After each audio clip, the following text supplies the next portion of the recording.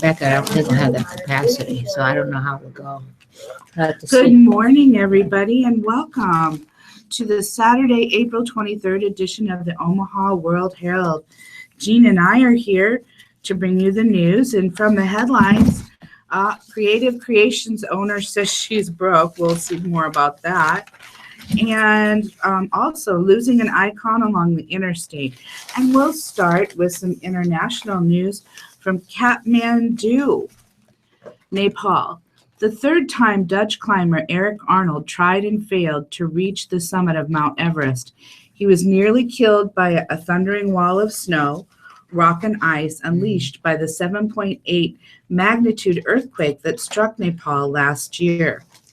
The avalanche that coursed through Everest Base Camp sent him sprawling, choking on snow, but alive. 18 others were not so lucky. Now Arnold, 36, is among 100 or so climbers that are returning to Nepal after surviving the worst disaster in Everest's modern history, determined to tackle the mountain again. Dozens are making their way to base camp and preparing to attack the mountain's treacherous Khumbu icefall. Arnold knows the odds of success. 5 years ago, bad weather forced him to turn back mere yards from the summit. 2 years ago, he tried again, but the climbing season was canceled after 16 Nepali guides were crushed to death by falling ice. Then, last April 25th, came the earthquake, which left 8,000 dead across the country. The deadly avalanche it loosed on Everest might have prompted others to give up their quest to climb the mountain, but not Arnold. I didn't decide immediately to go back. I waited until my emotions were more stable, he said. But Mount Everest is my childhood dream. Nepali and Western guide companies and climbers say that this season is likely to be one of the quietest in recent memory. Wow. According to Nepal's tourism department, 279 climbers have official permits so far, the lowest number since 2011.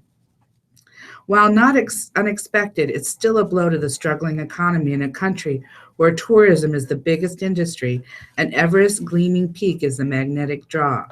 I think a lot of people are taking a year off, waiting and seeing what happens, said Adrian Bollinger, an earthquake survivor and longtime guide. I still see a huge amount of interest in Everest. The fact that there are risks in climbing Everest is part of its allure. These survivors are returning to the Himalayan lands scarred not just by the April 25th quake, but by a devastating aftershock May 12th. Ruined houses dot the landscape. Business is slow in the tea houses, and hundreds and thousands of residents are still displaced, waiting for government funds to rebuild. Last year was a very dark year, said Ananda Prasad, Nepal's Minister for Culture, Tourism, and Civil Aviation. Now we are waiting for a fresh start for the country. Reviving Nepal's mountaineering trade is crucial to stabilizing the economy, tourism officials say. Nepal's main climbing season brought $26 million in 2012. The Everest tragedies in 2014 and 15 played out against a backdrop of rising concern over conditions on the mountain. A growing number of climbers and new expedition businesses have left a trail of environmental devastation. The 2014 avalanche also exposed long-simmering resentments over the economy disparities between foreign clients and local guides from the ethnic Sherpa community who have demanded better insurance and safer measures.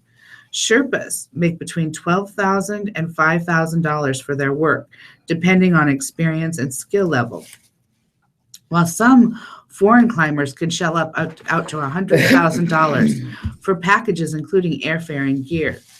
Before he left for the base camp this year, mountain guide Wang Tuong Sherpa, 55, sought spiritual guidance from the head lama of the Kathmandu's Buddhist monasteries.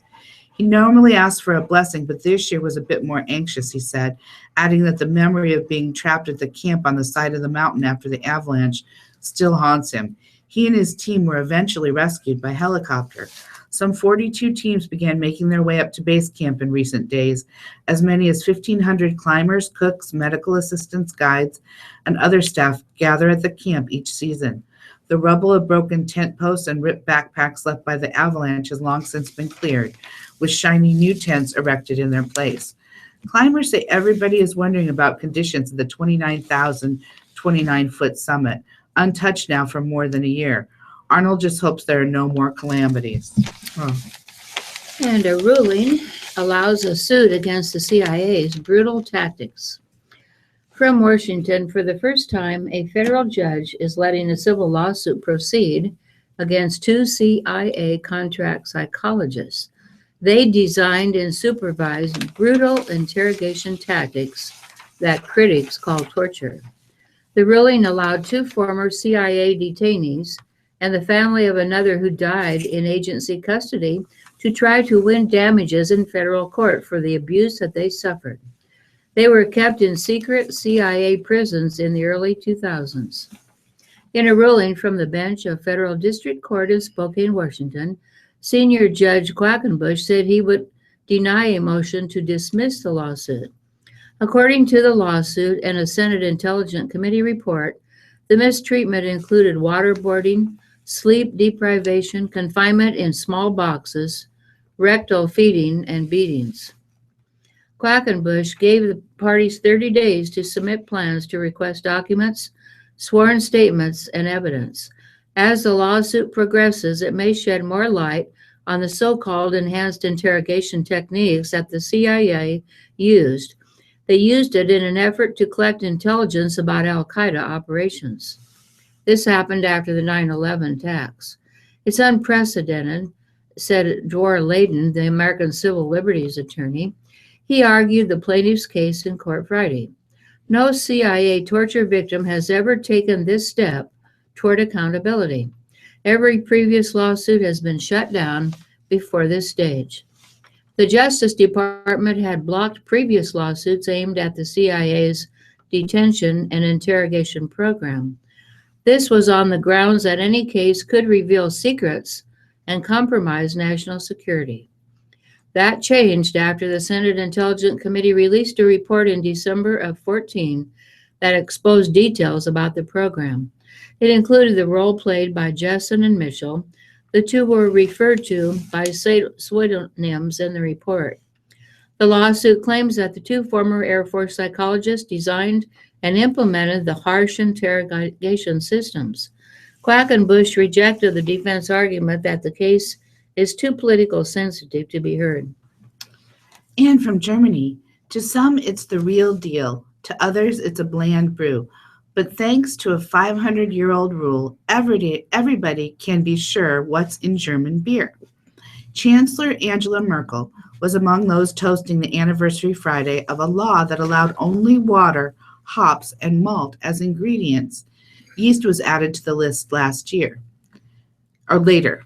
praising the law that ceremony in Ingolstadt, southern Germany. Merkel half-jokingly quoted religious reformer Martin Luther, who said that he who has no beer has nothing to drink. In 1516, Duke William V of Bavaria signed a beer purity law that was eventually adopted throughout Germany. It's still on the books, albeit with some exceptions today. The law originally stipulated that only barley should be used for beer. Other grains, such as wheat, were considered too valuable as food to be turned into beverages. Another argument was consumer protection. Brews that contained ingredients such as fungus and herbs sometimes had quite undesirable results. Critics say the so-called Reigersbot, whose name means divine commandment in German, is a little bit more than a marketing trick dreamed up in the early 20th century to promote German beer against foreign competitors. While brewers in neighboring Belgium merrily make beers containing coriander and orange peel, for example, such ingredients are theoretically verboten in Germany. This has proved particularly frustrating for a young guard of craft beer enthusiasts trying to break into the German market. But some old-fashioned brewers feel stifled by the law, too.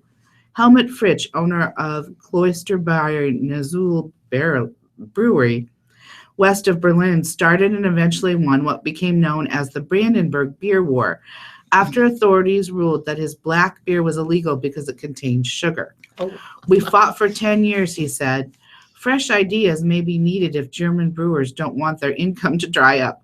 While Germans are still ranked second just after the Czechs annual beer consumption per capita has fallen from 141 liters in 1991 to 98 liters just last year. Wow, I can't That's imagine amazing. drinking 98 liters of beer.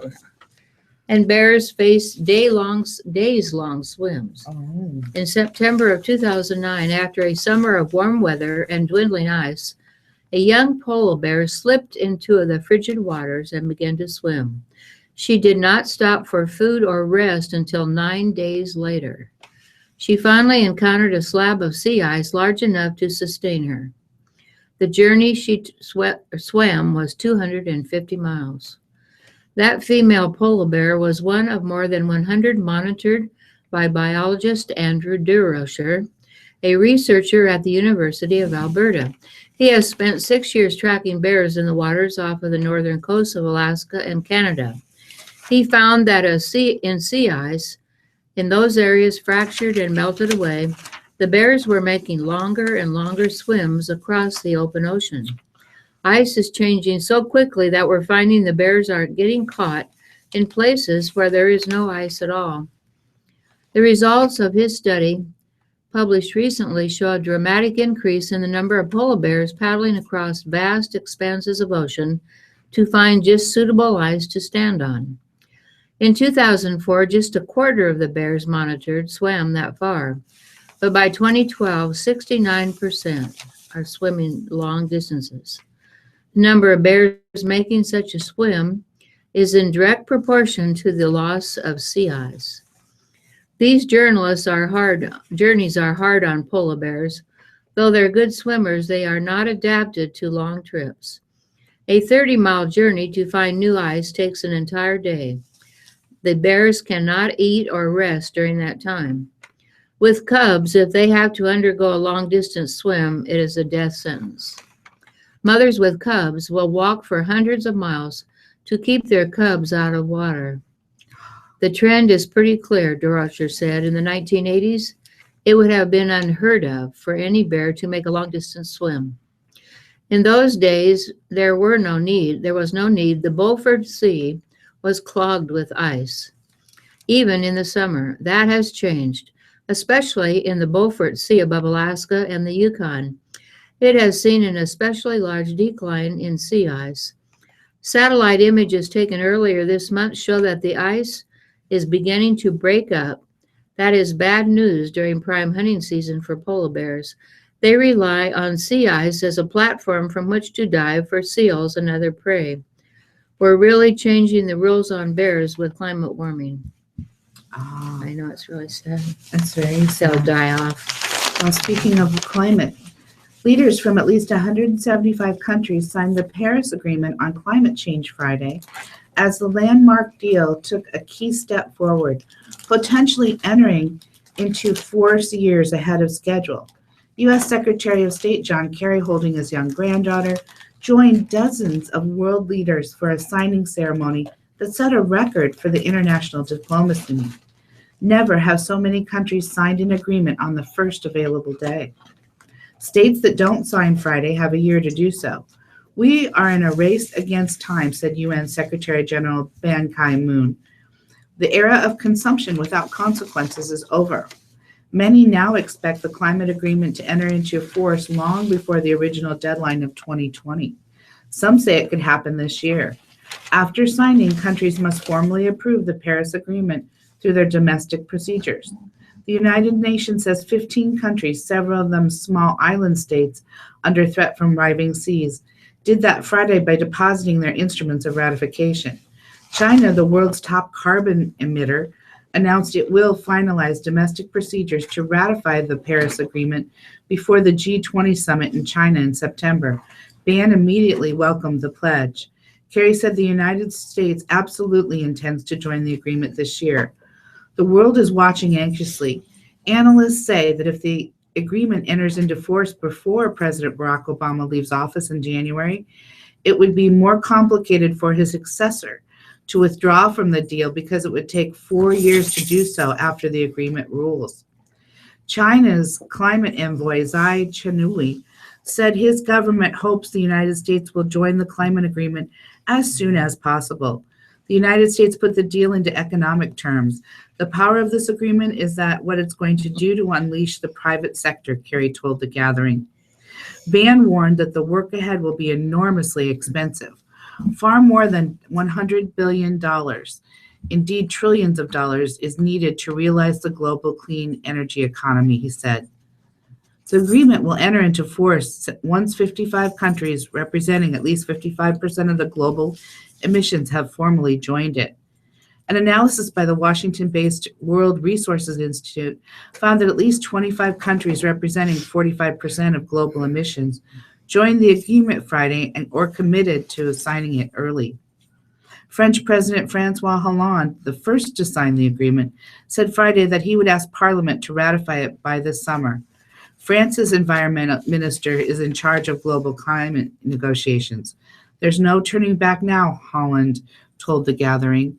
Canadian Prime Minister Justin Trudeau also announced that his country would ratify the agreement this year. Other countries said Friday that they intend to join the agreement this year, include Mexico and Australia. The climate ceremony brought together a wide range of countries that on other issues might sharply disagree. North Korea's foreign minister made a rare UN appearance to sign Friday, and Zimbabwe President Robert Mugabe brought applause when he declared life itself is at stake in this combat. We have the power to win it. Countries that have not yet indicated that they would sign the agreement Friday include some of the world's top oil producers. Among them, Saudi Arabia, Iraq, Nigeria, and Kazakhstan.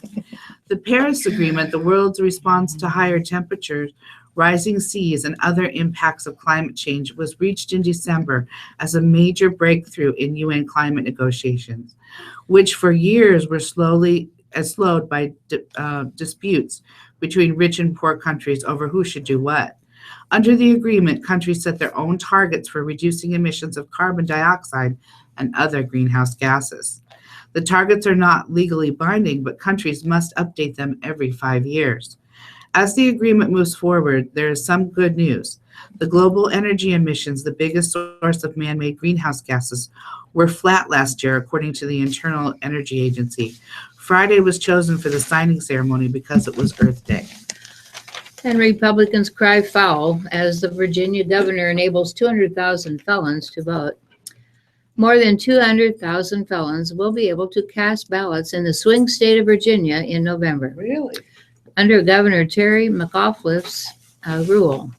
The Democrats said restoring the rights of former felons to vote and run for office will help undo the state's long history of trying to prevent African Americans from being active in a democracy.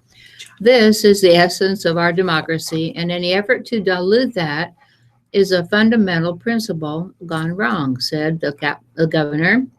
A crowd that included many ex-felons formed in the mall to cheer it on. Republicans called the order a bald-faced political move by the governor, a close friend of Democratic presidential frontrunner Hillary Clinton. They said he did it to help his party hold on to the White House. I'm stunned, yet not at all surprised by the governor's actions, said the House Speaker. This office has always been a stepping stone to a job in Hillary Clinton's cabinet. Republicans said ex-offenders who committed violent crimes such as murder should not be allowed to vote. Terry McAuliffe wanted to ensure that convicted pedophiles, rapists, and domestic abusers can vote for Hillary Clinton, said one Republican senator. Nationwide, nearly 6 million Americans are barred from voting because of laws on former felons. Iowa, Virginia, Kentucky, and Florida are the only states that still remove voting rights for felons for life. In Nebraska, felons can register to vote 2 years after their sentence. The project, an advocacy group that says it combats sentencing inequities, said Black Americans of voting age are 4 times more likely to lose their voting rights due to imprisonment. 1 of every 13 African American adults nationwide is disenfranchised. McAuliffe said he is certain he has such authority after consulting with local and constitutional experts. The governor's order enables every Virginia felon to vote, run for public office, serve on a jury, and become a notary public if they can finish their probation. That is 206,000 people. That's a lot for one state. Thereafter, the governor will act month by month to restore the rights of felons. There were 5.3 million registered voters in Virginia. This is something that's in the marrow of my bones, something I feel very deeply about, said the governor. Did not know that, Jane. Mm. And in some world briefs, very quickly, from El Salvador. El Salvador's legislature has approved a new law that would impose up to 15 years in prison on anyone who negotiates with or offers benefits to street gangs, including reduced sentences. The measure is the latest in a series of moves aimed at attacking gang violence that has helped push El Salvador's murder rate to 103 homicides for every 1,000 residents last year. The government wants to prevent a repeat of the 2012 gang truce that apparently allowed the gangs to become more powerful. And India is in the grips of a monstrous pre-monsoon heat wave. Really? It's killed more than 160 people in recent weeks. I had no Oh idea. my gosh. The majority of the deaths have been in southern states, but soaring temperatures have compounded outright ongoing drought and water shortages across the country and threaten to impact as many as 330 million people, That's too according to the government figures. The hottest summer months in India tend to be May and June, so the current spell in April has officials concerned about a spike in heat-related deaths. Last year, the heat wave claimed 2,422 lives Wow. in India, the highest heat-related death in more than 2 decades. And from Beijing, work is proceeding quickly on China's planned mission to land a rover on Mars by 2020, the chief administrator of the country's ambitious space program said on Friday. Formally announced in January, China's Mars voyage will attempt to recreate the success of the U.S. Viking 1 mission that landed a rover on the planet 4 decades ago. What we would like to do is to orbit Mars, make a landing, and rove around for a reconnaissance in one mission, which is quite a challenge, said China National Space Administration head. This is a project that has attracted much attention from both the science and space fields. They said China will further explore civilian uses of space technology in areas such as navigation, remote sensing, communications, and will seek internal collaborations. A source of enormous national pride, China's military-backed space program plans a total of 20 space missions this year at a time when the U.S. and other countries' programs are seeking new roles. And from Brazil, Brazilian President Dilma Rousseff said Friday that she is innocent of any wrongdoing and will fight efforts to remove her before the next elections in 2018. Speaking to reporters following an address at the United Nations, Rousseff characterized the impeachment proceedings against her as a coup and blamed corrupt politicians, a hostile media, and flagging economy. And finally, from France, a series of crew failures likely caused the 2014 Air Algeria crash in Mali, air accident investigators said Friday, although they were not assigning responsibility for the disaster that killed 116 people. France's Analysis and Investigations Bureau said the plane went down after problems with its sensors that were probably caused by ice crystals. The Bureau's report said the plane's crew failed to activate the aircraft's anti-icing mechanism, even though they were flying in an area where the presence of ice crystals was likely. Okay. And on our Midlands news page, it shows the skeletal outline of a barn on the interstate. It says losing an icon along the interstate. A century-old barn just north of Highway 370 will come down and its wood will be repurposed. Deconstruction of an iconic barn along Interstate 80 southwest of Omaha is turning more than a few heads. Reclaimed Enterprises, an Omaha company, is taking the barn down. Company owner estimated that the structure was built between 1910 and 20. We like to see these buildings stay in place if we can, but if they have to come down, we're happy to help. And it looks like quite a few of the sides of the barn are missing, just the 2x4s are left. Gilbreth said the barn raising is getting a lot of attention because of its highly visible location. Drivers to Lincoln and from Omaha can see it just north of Nebraska Highway 370. It's not unusual for people to pull off and investigate the structure. This is getting a lot of attention because so many people see it. The land where what's left of the barn sits on is owned by Dowd Grain Company. Dwayne Dowd is an Omaha attorney, and his family bought the property in the 70s. Last year was the final year that it will be used for farmland. The property is being graded and will be used for commercial use. The Papillion City Council is set to consider the project. The barn sits in the middle of a wide expanse of farmland. Dowd said it had been an iconic building for years. He has a framed portrait of it in his office. Until 2002, Dowd said the barn was surrounded by trees. Drivers couldn't see it from the interstate. It's a landmark. The wood reclaimed from the barn will be cleaned up and sold. Reclaimed Douglas fir can go for as much as $9 a square foot, and while hardwood such as oak can go for much more. Barnwood is used for many different projects around the base of bars and homes or special features in commercial spaces or even furniture. Marilyn Wright of rural Ashland, Nebraska, is one of the people watching the barn come down. She has her own picturesque barn near Mahoney State Park. I'm so sad to see it go. Her own barn is deteriorating, she said, but friends encourage her to keep it as long as she can. Gilbreth said it took 4 men one day to take off most of the siding from the Dowd barn. The structure is no longer safe and will be pulled down. It looks like a 3-story barn almost with a huge hayloft. Must have housed a lot of livestock. It's a beautiful site, isn't it? Yeah, and it's got the cupola on it, which probably had a weather vane. The Dowd Company, founded in 2014, will take down 4 or 5 other barns this summer. Gilbreth also bids to remove other buildings. Just recently, there were a couple that went around Iowa taking pictures of all the old barns before they're torn down, so that'll be a memory. We don't often take down barns, he said, because there's so much work to do in our own shop, getting the wood we have ready for sale. But older wood is very desirable right now. It is. They use it in a Well, lot they of use it for projects. artistic, a lot of decorative things. Yes. Well, prosecutors say she splurged on expensive parties and trips. But now Patricia Urbanski, owner of Creative Creations, the embattled event planning company, says she's running out of money. Oh.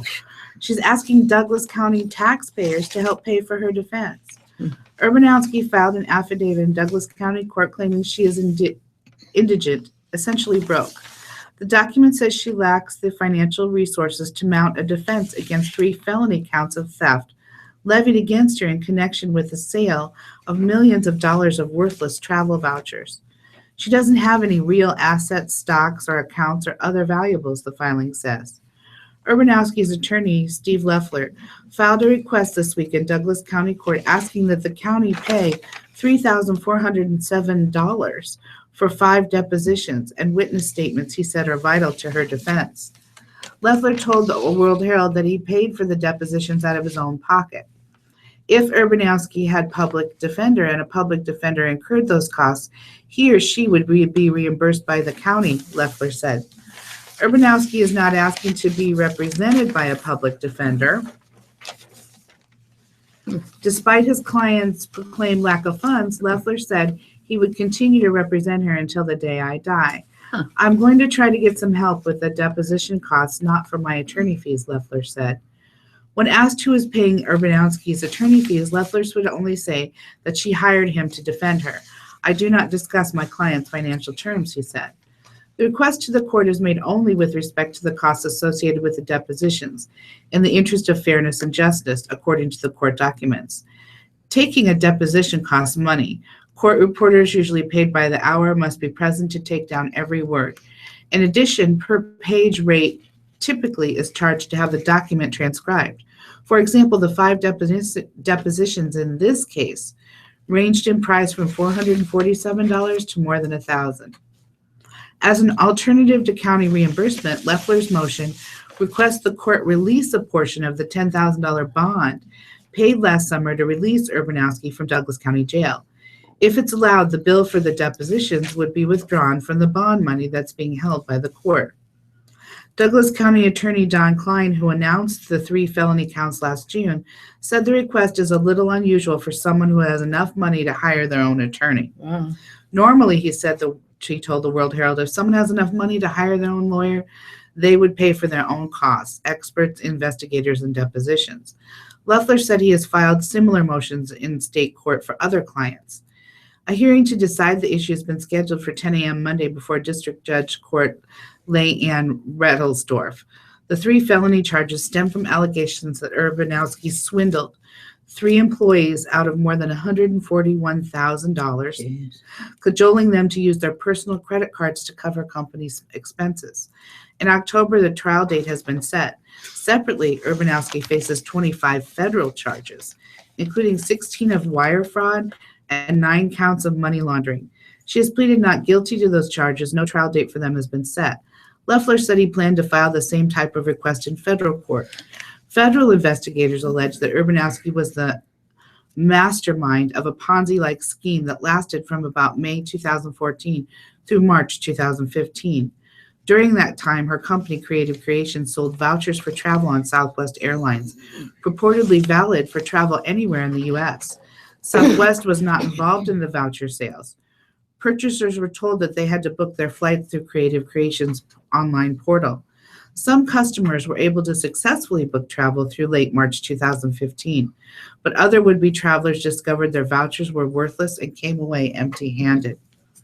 The alleged fraud came to light last spring after the Better Business Bureau of Omaha began receiving complaints about the company. Since then, nearly 1,600 complaints from throughout the U.S. have been filed with the Better Business Bureau. Alleged losses associated with those complaints total more than $1.3 million. Meanwhile, Square Incorporated, the San Francisco payment processing company that ran more than $7 million in payments for Creative Creations, has said it is out more than $4.7 million. Urbanowski has been out on bail from the Douglas County Jail since July. Wow. And bringing a city back to life, La Vista. It shows a picture of the old Walmart, which has been closed down, and then it shows a picture of what they hope to build in the area. It's quite impressive. Isn't that beautiful? Developers now hope to reverse the malaise with a 30-acre city center development above. At the departure of Walmart at 84th Street, a general retail exodus happened in La Vista City. The city of La Vista is about to get a heart. A $175 million plus city center project is being planned. Apartments, restaurants, retailers, offices, and a grocery store to the 84th Street corridor. It was left with a gaping commercial hole when Walmart exited.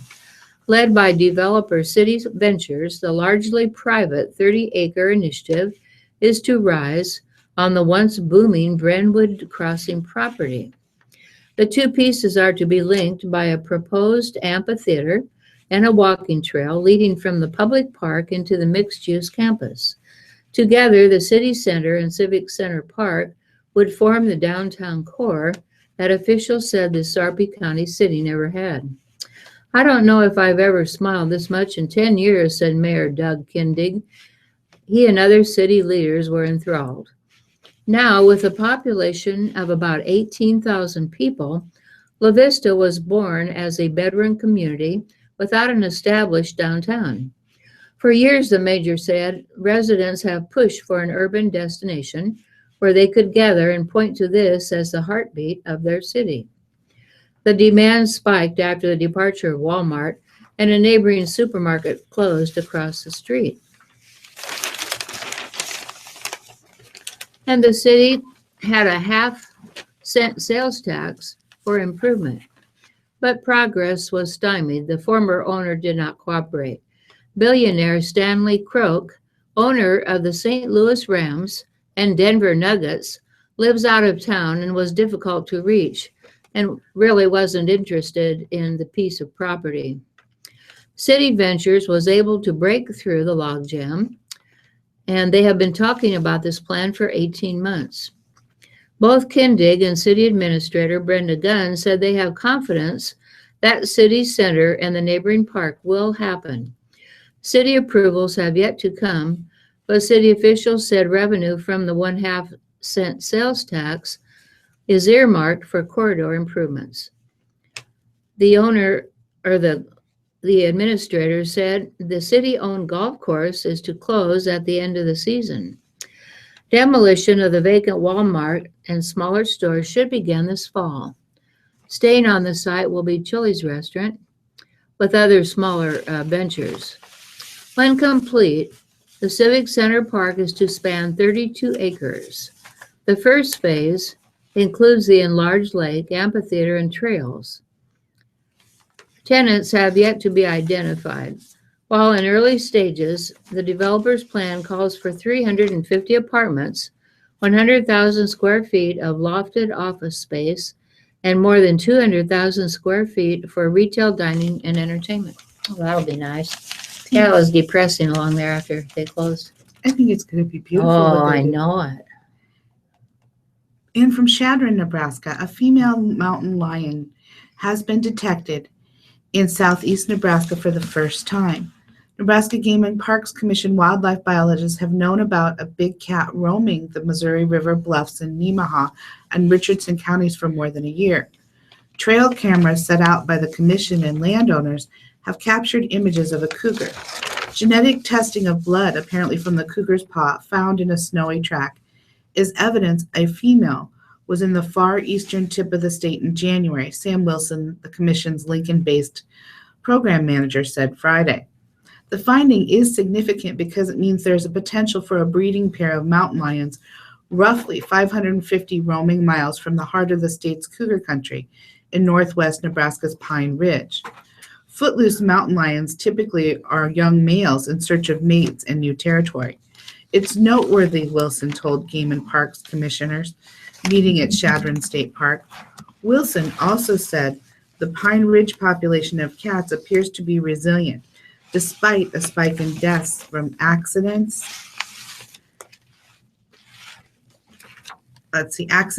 legal and illegal hunting in 2014. The Pine Ridge had an estimated 33 adult, subadult, and kitten cougars during the period of May through July last year, according to Wilson's research. Previous cat studies indicated the Pine Ridge hosted a maximum likely population of 22 cougars. Wow. The estimated at the time of Nebraska's first and only mountain lion hunting season in 2014 ranged from 16 to 32 lions. Populations continually change over time due to births, deaths, and animals entering or leaving the area. There are resident populations in the Niobrara River Valley and Wildcat Hills, and additional cats elsewhere in the state. There are no estimates of the number of cats in those populations. Wilson revealed the discovery of the southeast female during a status review of a multi-year research study of mountain lions in Nebraska. Wilson has seen numerous trail camera photos of the cougar in southeast Nebraska since early last year. One day in January, he followed cougar tracks in the snow for hours before coming across the spots of blood in the paw print. He suspects a pad on one of the cat's paw was bleeding from a minor injury. The blood sample determined the cat was female, but there wasn't enough genetic material to make any further identification. Wilson said it isn't known whether the lion he tracked was the same one captured in the photographs during the last year. Trail cameras in the area continue to capture images of a cougar, he said. The roaming cat is a candidate for trapping and outfitting with a GPS collar. Biologists have trapped more than 21 mountain lions in the Pine Ridge and Wildcat Hills in the Nebraska Panhandle since early last year.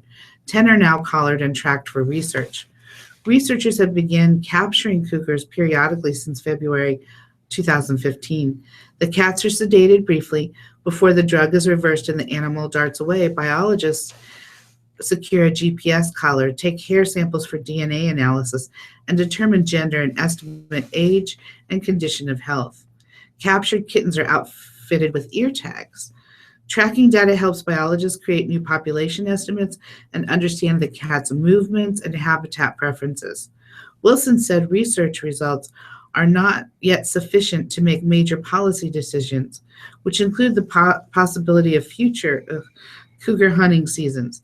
The Nebraska legislature has rejected attempts by Senator Ernie Chambers, in recent sessions to try to take away the commission's ability to establish a hunting season. And boxing champion Terrence Bud Crawford of Omaha turned himself into police Friday in connection with allegations that he caused $5,000 in damage to a hydraulic lift at a North Omaha body shop. Crawford, 28, went to Central Police Headquarters in downtown Omaha. He was arrested and given misdemeanor citations on suspicion of theft of service, criminal mischief, third-degree assault, and trespassing. Crawford's attorney, Jason Caskey, said earlier this year a dispute in a civil matter regarding the quality and price of a paint job on Crawford's car was in question. Crawford and 3 friends went to Extreme Custom paint shop at 6505 North 56th Street. They wanted to retrieve Crawford's car. Owner Michael Nelson told police that Crawford demanded the return of his Monte Carlo after it had been painted. Nelson said Crawford still owned $1,350 for the work. Crawford previously had contacted police about the matter. Nelson told police that while he was helping another customer, he heard a noise in the back of the shop. He saw Crawford and 3 of his friends in the area. Crawford hit buttons and pulled levers on the hydraulic lift to lower his Monte Carlo to the shop floor. When the car made it to the ground, the lift went up again and was stuck. Nelson told police that he tried to move his own vehicle toward the exit to prevent Crawford from leaving with the car. Crawford pushed Nelson and said, "When you have money, you can do what you want." Crawford and his friends were able to push the Monte Carlo through the shop's parking lot, over a curb, through a grassy area, over another curb, and onto 56th Street. The group then tied a rope to the Monte Carlo and dragged it south on 56th Street, presumably behind another vehicle. When police arrived at the shop, Nelson told them that the lift had overheated and melted its hydraulic reservoir, spilling fluid everywhere. Nelson told officers he had cut the circuit breaker in the building in order to prevent a fire. These were desperate men. And from Lincoln, ranchers win award for conservation practices. Nan Peterson was just 16 when her father asked what she and her 4 brothers wanted to do with their lives. All 5 kids who grew up in a ranch in Colorado responded with the same answer: raise cattle. "I love land and cattle all my life," she said. Friday, Governor Pete Ricketts honored Nancy, who goes by Nan, and her husband Rex as the recipients of the 2016 Leopold Conservation Award, which goes to agricultural families for their voluntary stewardship and management of natural resources. The Petersons own Plum Thicket Farms, a crop farm and cattle ranch near Gordon on the northern edge of the Sand Hills. They run the 2,300-acre operation with son Patrick and his wife Krista. The family bought the ranch in 1998. Previously, Nan was a veterinarian and Rex was an architect. The governor praised the Petersons for being one of a number of Nebraska families that have adopted innovative conservation practices. The family uses no-till techniques to prevent erosion and improve water retention. They've also planted windbreaks and developed a rotational grazing system in their pastures. The Petersons have been honored for their conservation efforts in the past. In 2011, they were named the World Herald Master Conservationist Award winners. Ricketts called the state's farmers and ranchers the original conservationists, a title that fits the Petersons. "They do such a wonderful job," he said. The Sand County Foundation is a nonprofit organization based in Madison, Wisconsin, that works with local groups to present the award named in honor of conservationist Aldo Leopold. In Nebraska, the program is co-sponsored by the Nebraska Cattlemen, Cargill, and the Nebraska Environmentalist Trust. For winning, the family will receive $10,000 and a Leopold crystal. And then also there's a UNMC article. Through poetry, songs, and testimonials, Health Sciences Students Friday thanked the dozens of families for supporting loved ones' donations of their own bodies to education. Oh. Students gave a carnation and a hug to a member of each family at the end of an anatomical gift program memorial service at the University of Nebraska Medical Center. A similar program will take place this morning at 10 a.m. at St. John's Church at Creighton University. The ceremonies reflect appreciation for the bodies donated for the teaching of students in medicine, nursing, physician assistant, physician and physical therapy, and other programs at UNMC, Creighton, and other universities and colleges around Nebraska. The bodies are turned over to the Anatomical Board of Nebraska with the signature of the donor or donor's guardian. More than 250 bodies were donated annually. Yeah. Some 500 family members, friends, and students, faculty members turned out for the UNMC ceremony. Taylor Pospisil, a UNMC medical student from Norfolk, spoke as though the donors were in the audience. "You made it real," Popsicle said. "From examining sciatic nerves to hearts to anterior cruciate ligaments," she said. "Students learned about autonomy from those bodies. You taught us more than we could ever learn from books and lectures," she said. Kate Etcher of Columbus, Nebraska, lost her husband Jim in last May. She said the ceremony was both tough and beautiful. Jim would have liked it, she said. The music, the guitars, he really liked that kind of music, Etcher said. "Most of the year the grief has taken place," said Etcher, who attended with several of her family members. "This is kind of like our way to celebrate that and celebrate the gift he gave to the university," she said. Jim Etcher, 49, had survived a long fight with Hodgkin's lymphoma, and an extensive radiation therapy had damaged his lungs, and many regimens of chemotherapy had hurt his heart. There was a great deal of scar tissue on his lungs and other organs, which contributed to his death, she said. "His body must have been an interesting lesson for those students," she said. "I'm sure he taught them a lot." Paul Becker, manager of the Deeded Body Program for the Anatomical Board, said bodies go to many programs and colleges across the state. Among them are Wayne State College, Chadron State College, Nebraska Wesleyan, Doane College, and Union College. The ceremony is an expression of gratitude to the families of donors. "We really want to recognize their part in honoring those wishes of the dead," said the chairman, who has a doctorate in cell biology and anatomy. "It's really humbling," she said. "The bodies allow students to see where diseases exist, so it was really eye-opening." And now we'll start with the deaths and funerals from the Omaha World Herald. Adams, Marcine J. Adams, age 81. A complete notice will be later. Arrangements by the Heaphy Hoffman Dvorak Cutler, F Street Chapel. Alexander, Sylvia Alexander, age 60, formerly of Tulsa, Oklahoma. Funeral, 11 a.m. Thursday, April 28th, at the New Jerusalem Baptist Church. Arrangements in Tulsa, Oklahoma. Arrangements provided by the Dyer Memorial Chapel in Tulsa. Barger, William Timothy Tim Barger, age 73. A celebration will be held at the Field Club of Omaha, 3615 Woolworth, on Saturday, April 23rd from 4 to 7 p.m. Memorials will be directed by the family. Arrangements provided by Heaphy Hoffman Dvorak Cutler, F Street Chapel. Bartles, Diane D. Bartles, age 76. A celebration of life will be 5 p.m. Monday, April 25th at the Brahman Mortuary Southwest Chapel. Memorials can be directed to the Nebraska Humane Society. Arrangements by the Brahman Mortuary Southwest Chapel. Beatty, Victor R. Beatty, age 54.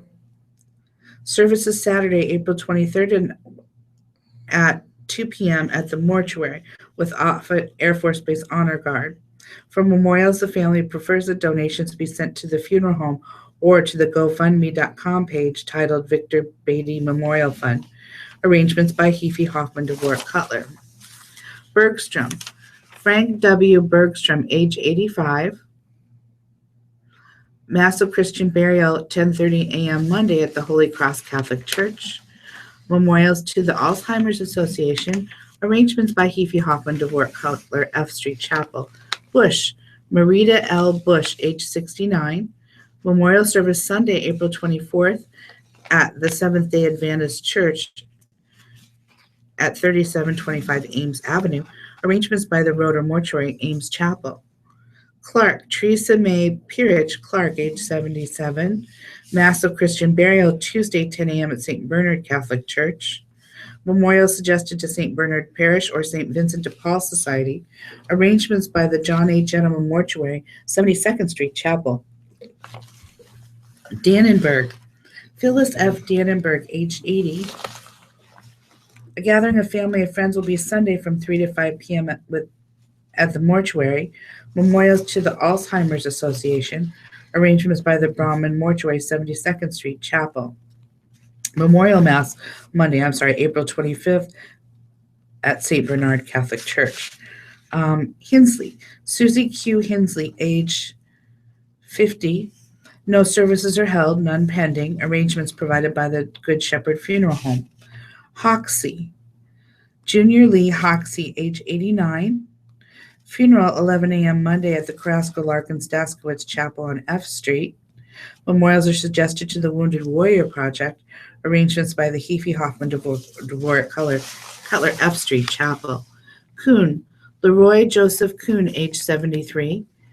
Memorial Mass will be on Monday, April 25th at St. John's Catholic Church in Valley, Nebraska. Arrangements by the Reichmuth Funeral Home. McGill, the Honorable Michael McGill, age 76. Mass of Christian burial will be Monday at 10:30 a.m. at St. Margaret Mary Church. In lieu of flowers, memorials to the Parkinson's Foundation, Boys Town, or St. Vincent de Paul Society. Arrangements by Heafy Hoffman Dvorak Cutler. Metters, Marie E. Metters from Omaha, age 82. Services will be held at Maplewood Methodist Church on Monday, April 25th at 11 a.m.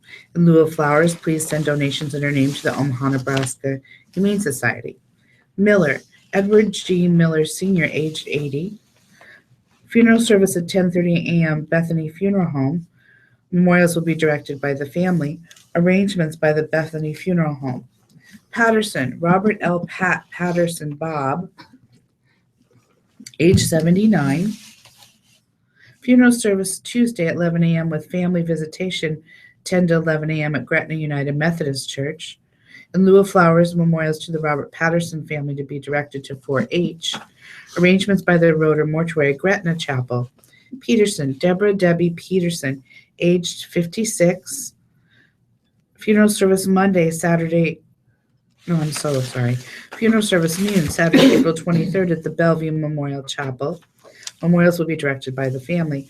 Arrangements at the Bellevue Memorial Chapel of Heafy Hoffman Dvorak Cutler. Pospisil, James L. Pospisil, age 72. A complete notice will be later. Arrangements provided by the Heafy Hoffman Dvorak Cutler Chapel. Rutledge, Laura L. Rutledge, age 59, of Council Bluffs, Iowa. Memorial service Tuesday, 11 a.m. at St. John Lutheran Church. Memorials are suggested to the Micah House. Arrangements provided by the Cutler O'Neill Meyer Woodring Funeral Home. Vinsky, Ann M. Amy Vinsky, age 89 of St. Petersburg, formerly of Omaha. A funeral mass will be held on May 3rd at the Holy Family Catholic Church. In lieu of flowers, memorial donations may be made in her name to the Holy Family Catholic Church, St. Petersburg, or online. And it says arrangements by www.andersonmcqueen.com. I would suggest that Holy Family Catholic Church is here. I'm not sure. Wilcox, Arnold K. Wilcox, age 77, from Ralston, Nebraska. Funeral services are Saturday, 10 a.m. at the Culler Dulcer Mortuary. Memorials to the family for Great Grandchildren's College Fund. Arrangements provided by the Kaler Dulce Funeral Home. Yeah. And finally, Young, Lester L. Young, age 77.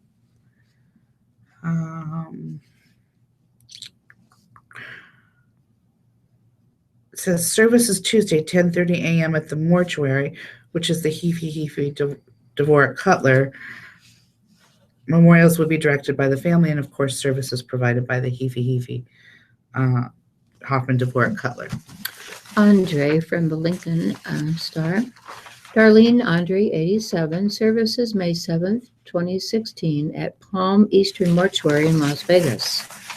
Bowden, Jeffrey D. Bowden, 49, of Denver. Celebration of Life, 11:30 a.m., April 25th, First Plymouth Church Chapel in Lincoln. Boki, Jan Boki, 73, of Hastings. Service 10 a.m., Friday at Hastings First Presbyterian Church. Barton, Gary Lee Barton, of Haddam, Kansas, age 76. Fiddler, Cora Jane Fiddler, 90, of Wahoo. Celebration of Life, 11 a.m. Saturday, April 23rd, First United Methodist Church. And Marcy Swoboda Funeral Home. Glather, Lou Minor Glather, 92, of Betty. Of Dawson. That's her the widower. Funeral 10:30 a.m. Saturday, April 23rd, at United Methodist Church in Humboldt. Quarry Mortuary. Fisher, Doris M. Fisher, widow of Cletus, 89 years old, Buthurst Mason and Love Funeral Home.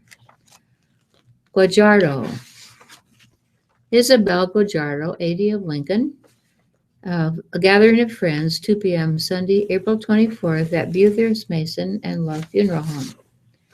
Hakel, Sally Lynn Hakel, age 57, of Lincoln. Mass of Christian burial, 10 a.m. Saturday, at North American Martyrs Catholic Church.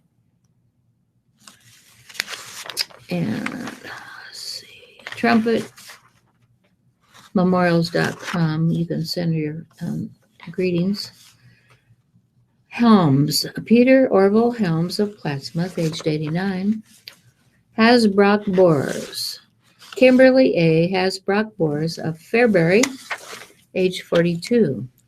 Hauser Veverka, Liam Michael Joe Hauser Veverka, of Lincoln, and it doesn't give an age. Heidman, Lola Heidman, 86, of Tecumseh. Service 2 p.m. Saturday, St. Peter's Lutheran Church, Elk Creek, Hemmingson Funeral Home. Hops, Dale C. Hops, 94, of Ord. Services with military rites, 10:30 a.m. Monday, April 25th, Ord Bethany Lutheran Church. Jackson, Roger E. Jackson, 84, of York, was a Naval Air Reserves. Funeral 10 a.m. Friday, April 22nd, First Evangelical Lutheran Church in York. Metz Mortuary. Kendrick, Larry Eugene Kendrick, 60, of Lincoln. Funeral service 10:30 a.m. Saturday, 423, Bethlehem Covenant Church in Waverly. Roper and Sons Mortuary.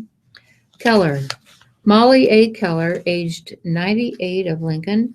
Graveside interment, 10:30 a.m. Saturday, April 23rd, Wyuka Cemetery. Kobska, Joseph B. Kobza, aged 80, of Lamp, Missouri. Mass of Christian burial, 10 a.m. Saturday, April 23rd, Immaculate Conception Catholic Church in Ulysses. Moritz, Douglas Eugene Moritz, 78, of Lincoln, formerly of California. So he was born in 1938. Celebration of Life, Saturday, April 30th, at 4935 Glen Eagle Court, Lincoln. Mueller, Rosaline M. Mueller, Tecumseh, aged 86. Obermeyer, Fred Pete Obermeyer, 88, of Auburn. Service Monday, 425, 11 a.m., Hemmingson Funeral Home in Auburn. Payne, Dustin A. Payne, 21, of Lincoln. Volts Funeral Home. Candlelight service, 8 p.m. Thursday at Pioneers Park. Reinke, Lawrence H. Reinke, aged 86, of Hebron.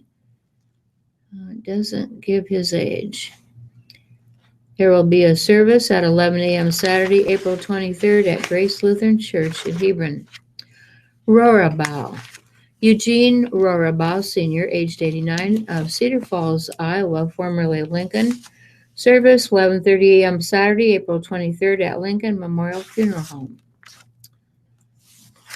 And Rosenquist, Jody J. Rosenquist, 49 of Shickley.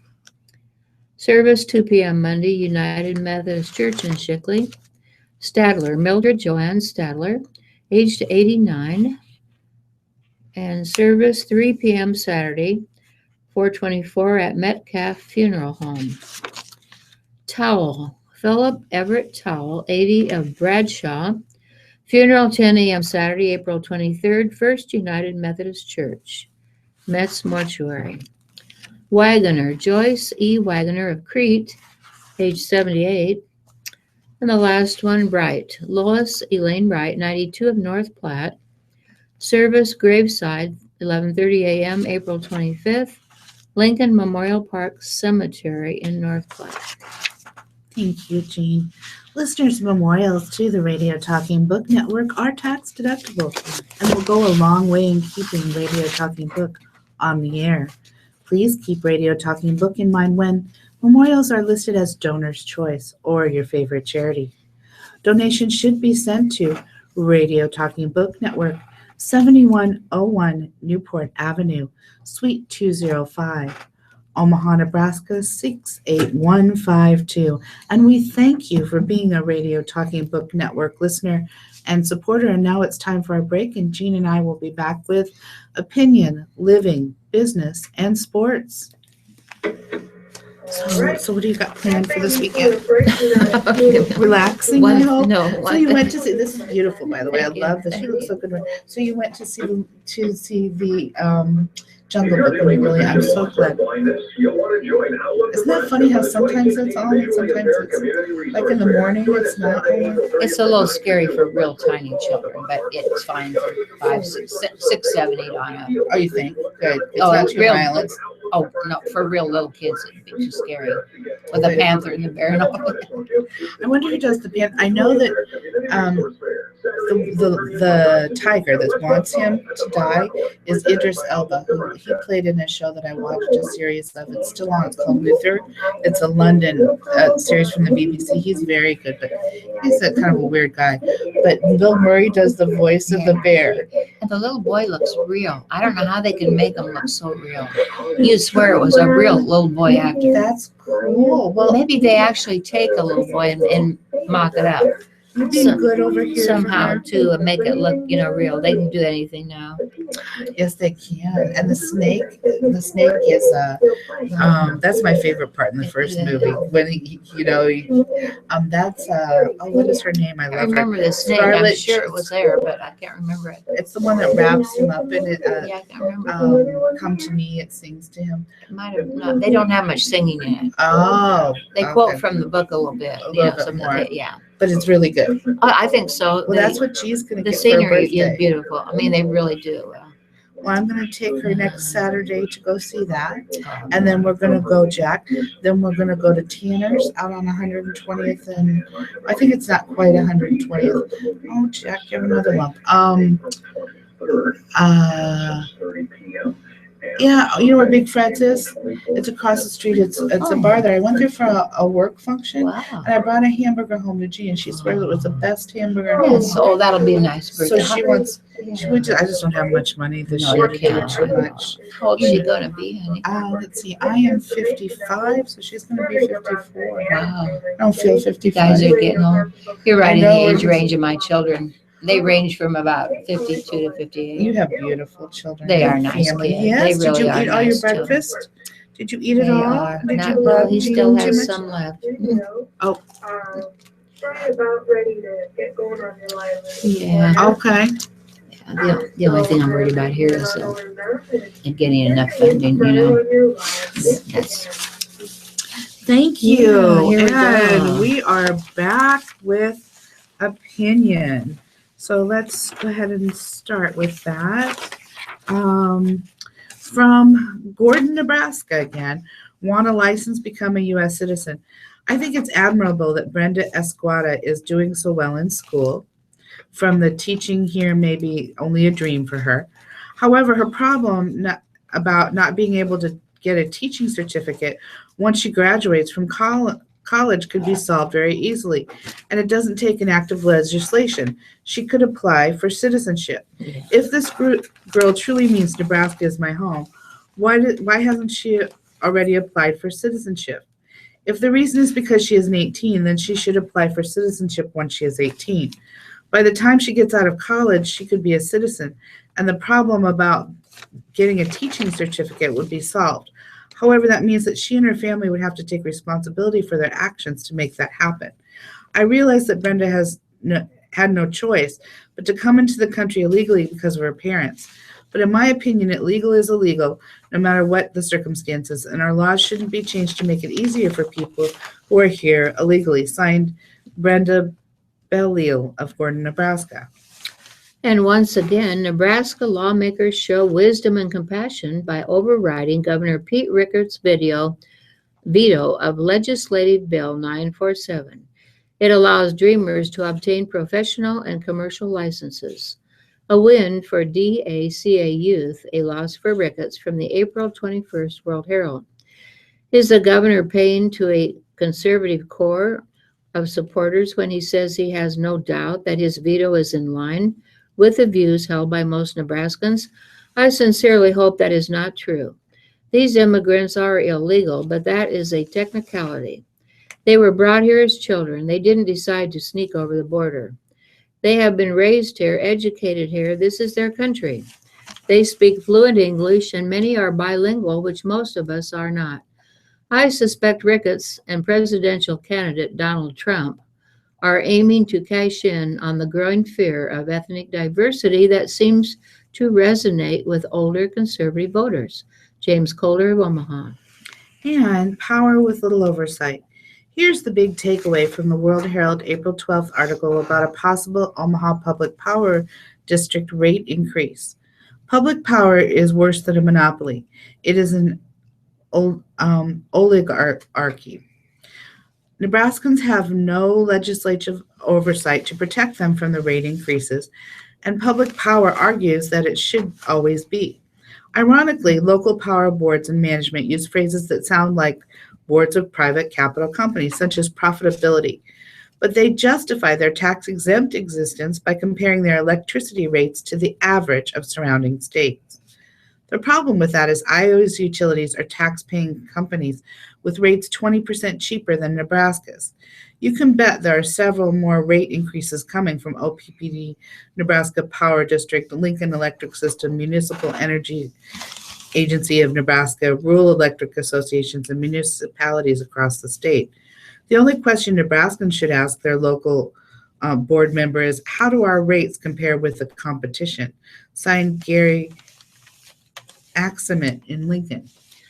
And the Obama administration wants to bring 10,000 Syrian refugees to the United States. If just 1% of these refugees were Islamic State agents, that would be 100 potential killers brought into the United States. It has been proposed that a safe area for refugees be established in the Middle East. It would certainly be easier for them to return to their homes after the fighting subsides than it would be from the United States. Refugees in that safe area also would not be exposed to the language and cultural differences that they would encounter if they were brought to the United States. A safe area is a much better solution to the Syrian refugee problem than bringing them here. Donald Treatman of Bellevue. And on prom back in the day, an April 16th article by Joe Dicka and Aaron Duffy, The Party is Over Post-Prom, made me and my friend Sandy laugh.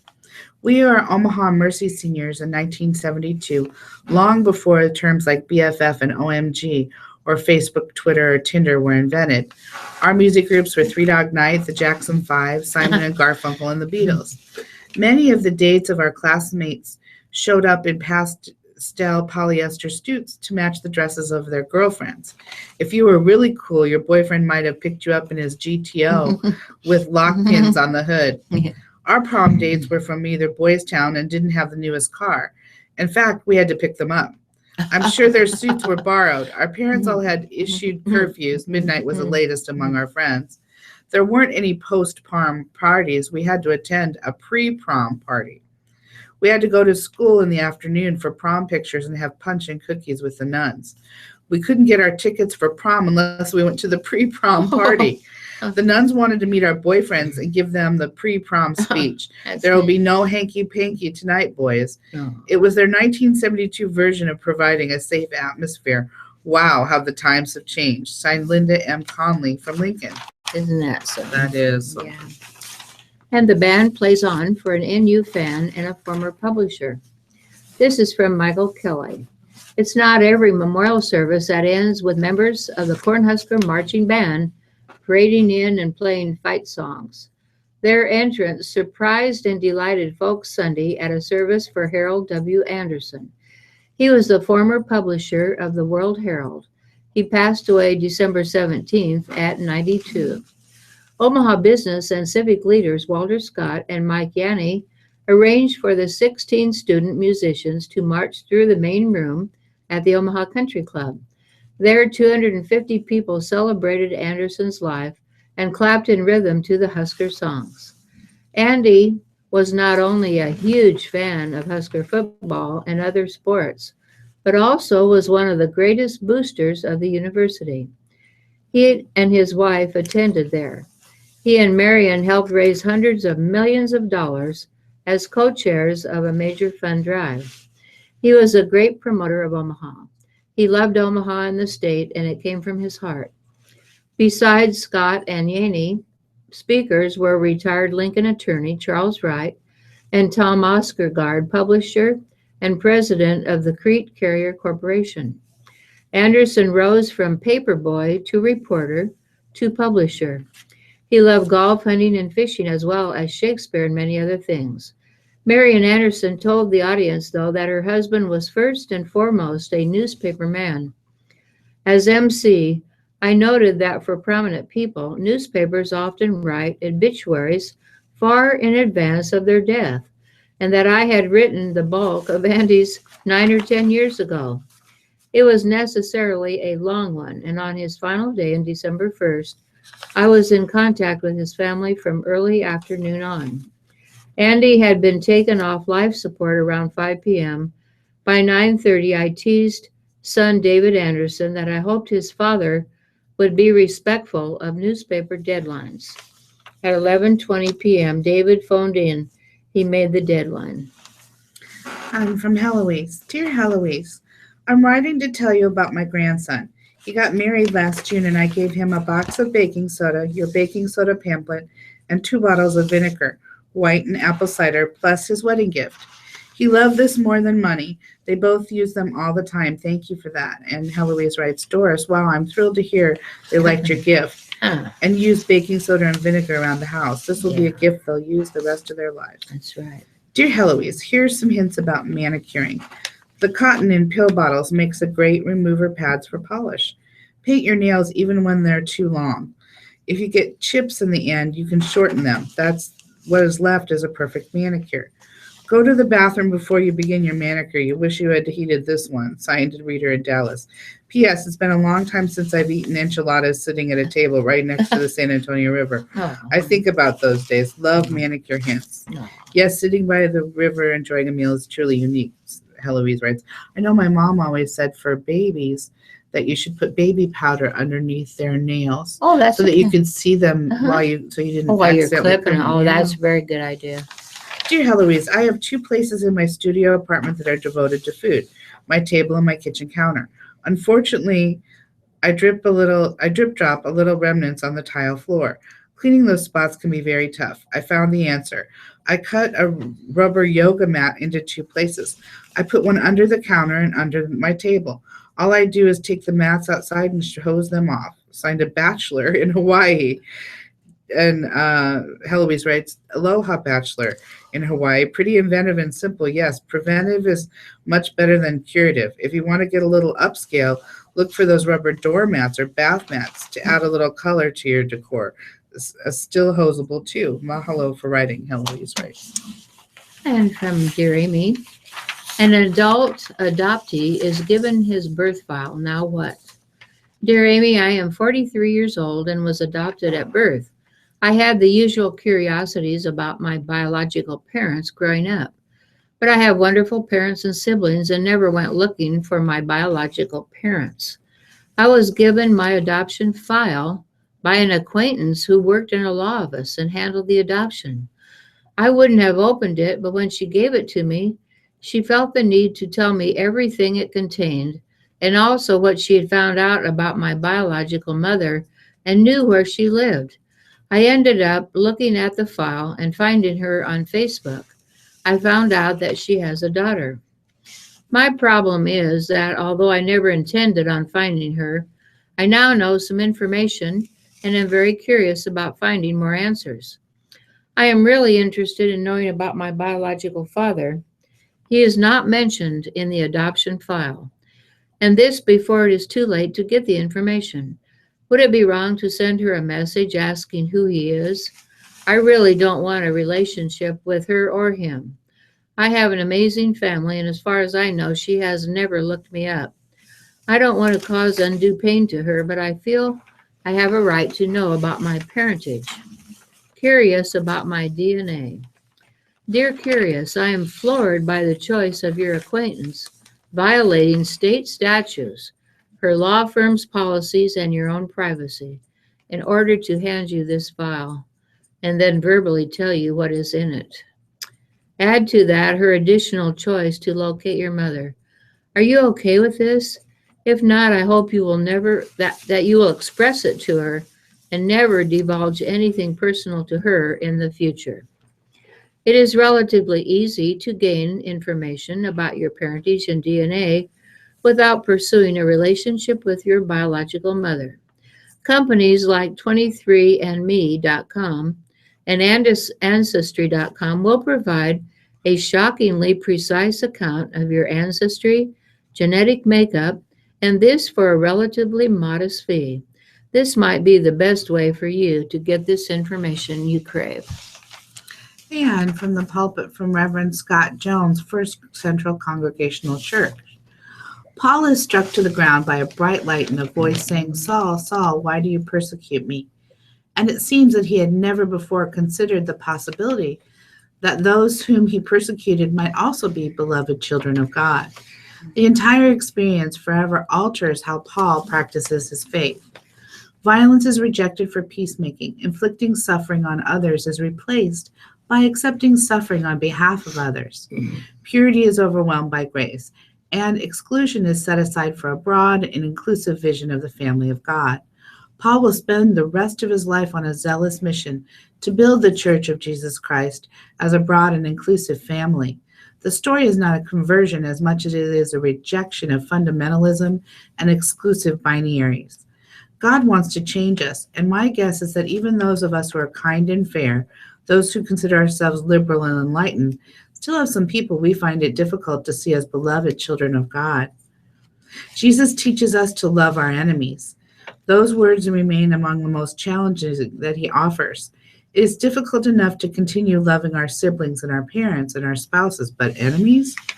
This story from Acts is about how a murderous enemy becomes a brother, about how broad and inclusive the grace of God is. So let's be sure that we aren't so determined to be right that we forget that it means to be good. So I know someone who that could apply to. And Reverend R. Jeffrey Brown from the Dundee Presbyterian Church writes, I knew shame when I sent my pants. I knew shame when I wet my pants standing in a long line for the Ferris wheel. Oh. It was either that or miss the ride. So my mom said, go ahead.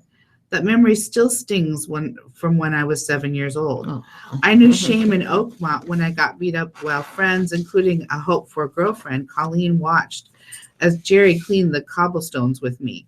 He weighed 235. I was 185. Heavens. It's a bad high school memory. I never called Colleen after that. When Notre Dame beat Pitt's 72-14 in 1968, I wouldn't come out of my dorm. I was a linebacker, some defense, shame. But oh, friends, we never know the shame over the gospel of Jesus Christ. Here's how Paul puts it. I am not ashamed of the gospel, for it is the power of God for salvation to everyone who believes, to the Jew first and also the Greek. For in it the righteousness of God is revealed from faith for faith. It is written, the righteous shall live by faith, Romans said. No, I'm not ashamed of the gospel because I am not ashamed of him who proclaims it, its divine founder, Jesus Christ. I'm simply unashamed of the eternal Son of God, who did not entertain equality with God as something to be grasped tightly, but humbled himself and became the likeness of a human. Even in the likeness of a human who once wet his pants, got up, beat badly, and lost miserably. Not until midnight shall blush red. Not until the sky shall be embarrassed to own stars. Not until the tree and flower are ashamed to own the sun of the springtime that calls them into beauty. Shall I ever be ashamed of Jesus, who speaks to my soul and bids me life anew. And the rest of Dear Amy. Dear Amy, over the past couple of years, I have started to dread being invited to a friend's home. I'm thankful for the offer, but recently, due to health issues, I have been more watchful of what I eat, along with the fact that I'm a picky eater. What is the polite way to ask what they're serving and possibly turning down the offer if it's something that doesn't settle well with me? I don't want to hurt anyone's feelings, but I feel at this point that I need to put my body and my health first. Hungry in PA. Dear Hungry, there is no polite way to prompt a host for their menu and then turn the invitation down based on what you heard. Any other possibility depends on the relationship and the nature of the invitation. You could offer to bring a healthy dish which you can eat and also share with your host. If your host demurs, you should make an effort to eat something on your plate. Simply choose to consume your healthier food later. Your health, diet, and responsibility are not your host's. I trust you will reciprocate with invitations to your house. And the last one here, Dear Amy, tired ears had just started working with someone who talked constantly. Your advice was useful, but I would add something more. I think she needs to try to establish an oral boundary with this chatterer. I think it would be legitimate to say, I need some quiet time now. I would appreciate it if we would not speak for the next 10 minutes. If her coworker doesn't cooperate, she could further explain, it takes a lot of energy for me to listen. I need more quiet time when I don't have to listen to anyone. So I'd appreciate it if you would work with me on quiet time so I can have it and we can also have periods of talk some other time. My mother was a nonstop talker and it was exhausting to me. Dear D, compulsive talkers don't always respond to requests for quiet, but I agree with you that tired ears should certainly try. And so much to do this weekend. I think I'm going to read this because there is quite a bit to do. Yeah, there is. One thing, the 6 wineries of Western Iowa Wine Trail will team up for their annual Cheers to Cheese event today and Sunday. Guests must buy a passport online or at the wineries. Passports are $22 per person or $35 a couple. The wine trail features Sugar Clay Los Hills Vineyard and Winery at Present Crossing, Prairie Crossing Vineyard and Winery in Trainer, Breezy Hills Vineyard in Minden, and Danish Countryside Vines and Wines in Exira, and Vine Street Cellars and Bodega Victoriana in Glenwood. The first 150 passports purchased will come with a special gift set. And free play. Students from the College of St. Mary and Grace University will present A Piece of My Heart this weekend at Gross Auditorium at 700 Mercy Road. The play tells the story, true story of 6 women who went to Vietnam. The play is free, and shows are at 7:30 p.m. today and 2 p.m. on Sunday. That's nice. Isn't that nice? And Big Mama's Kitchen and Catering at 3223 North 45th Street will host a discussion and dinner at 5 p.m. today. Yeah. There will be a viewing of an interview of Michelle Alexander on race, crime, and mass incarceration and the 2016 presidential campaign. Alexander, a civil rights lawyer, wrote The New Jim Crow, Mass Incarceration in an Age of Colorblindness. Soup, chili, cornbread, and beverages will be served. And Irish events celebrate the 100-year anniversary of Irish independence with 2 events. Oh. The Irish of Omaha will host a commemorative mass at noon today. Oh, well, we're all near that. At St. Margaret Mary's Church at 109 South 19th Street. It will be followed by a procession led by the president, Dr. Larry Bradley, to City Council building for a reading of the Proclamation of Independence.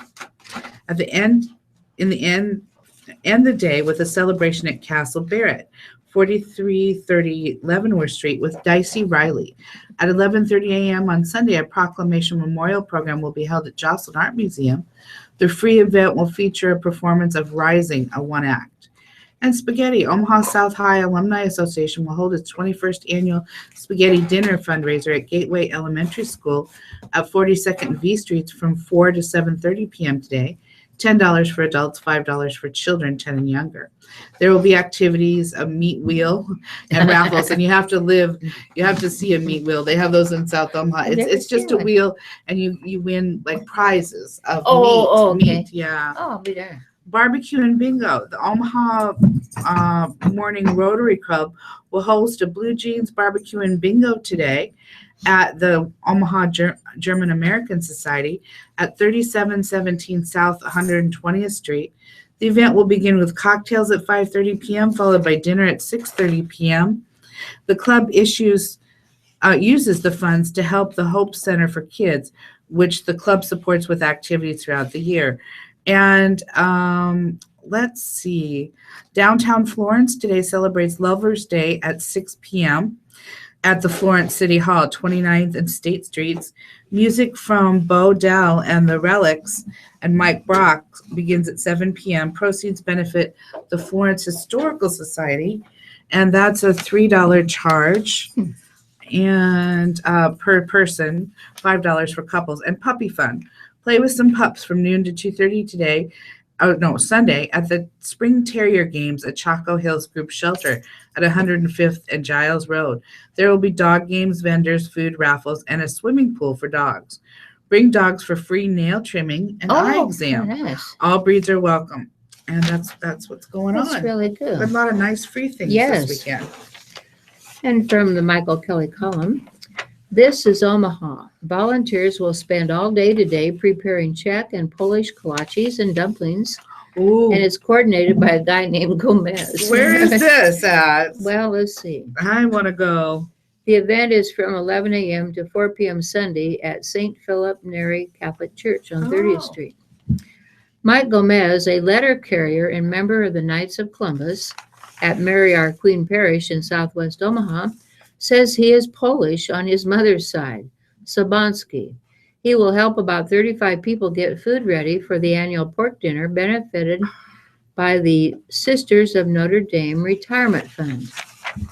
Scott Adams, the nuns' director of advancement, said the event is important for the 33 women remaining at the Mother House at 3501 State Street.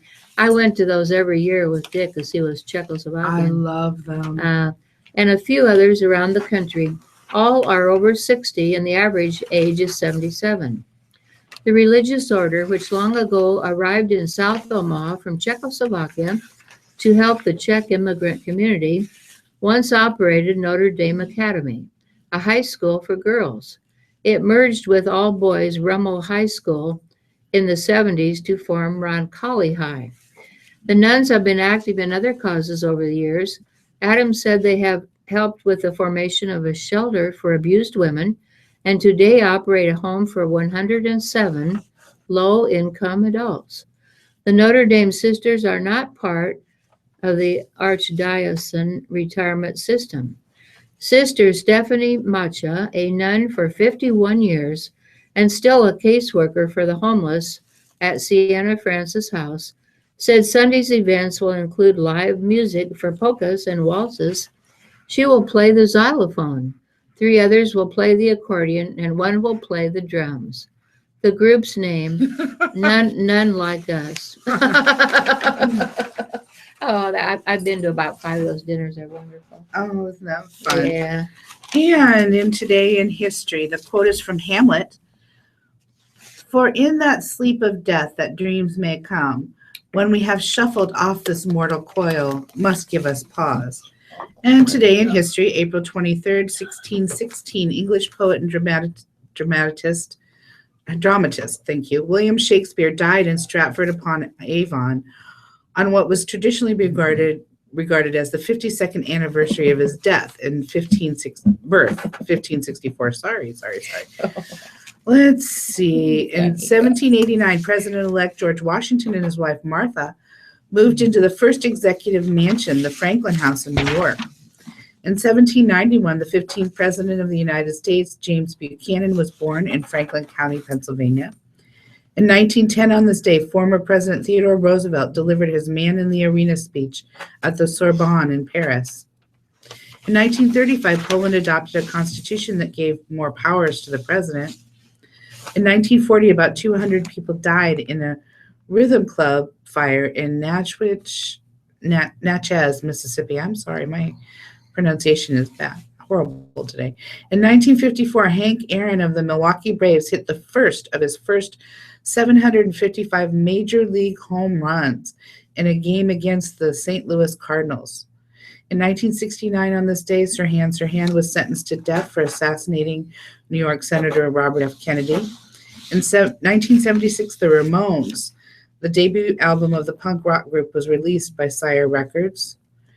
And I think, in 2007, Boris Yeltsin, the first freely elected president of Russia, died in Moscow at age 76. Today's birthdays. Let's see. Actor Lee Majors is 77. Irish nationalist Bernadette Devlin McKilsky is 69. Actress Blair Brown is 69. Writer-director Paul Brickman is 67.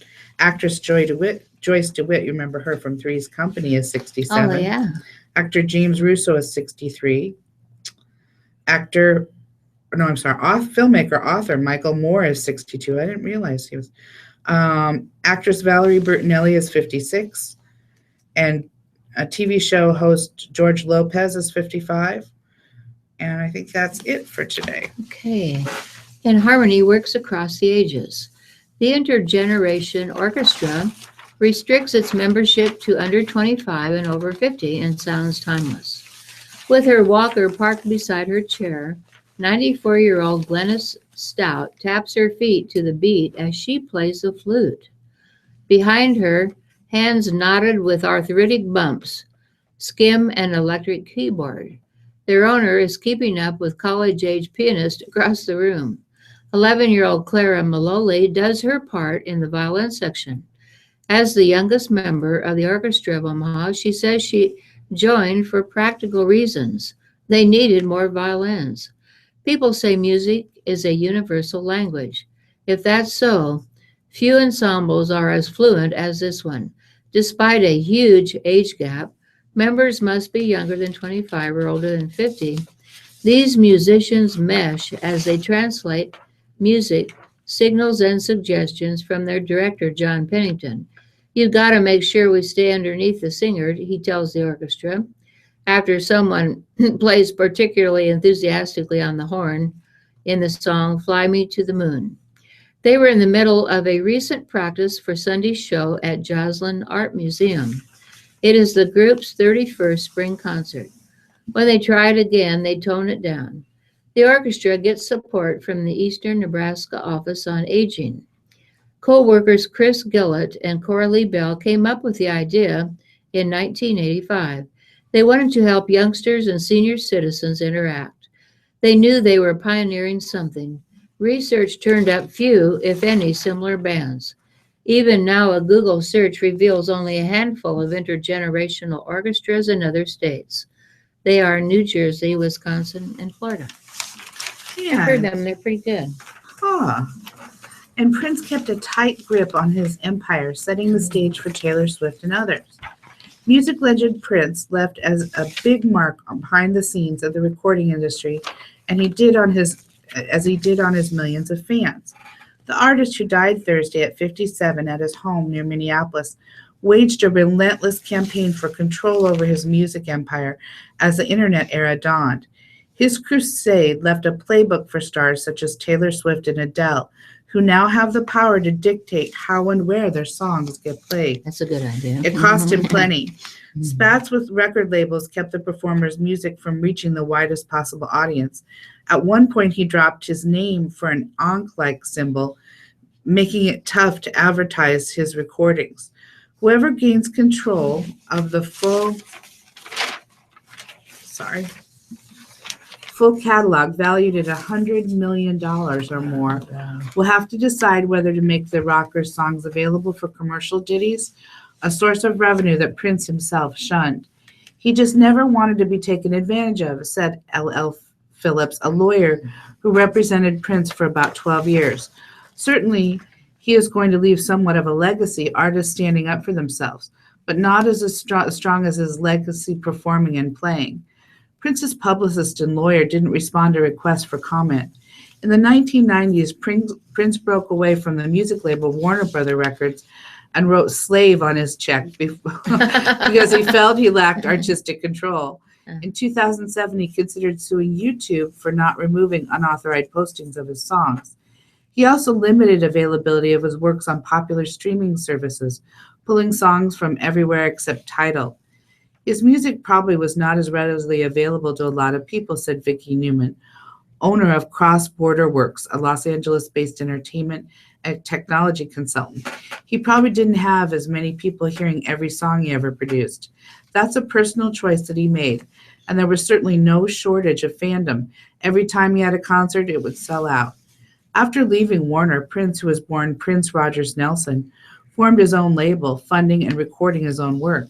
He signed a series of one-off deals with groups including Sony Corp's Columbia, retaining ownership over his master recordings. In 2010, amid a painful slide in sales for the entire music industry, Prince famously proclaimed, "The internet is over for any musician who wants to get paid." Those words may have resonated with managers of today's pop artists like Adele.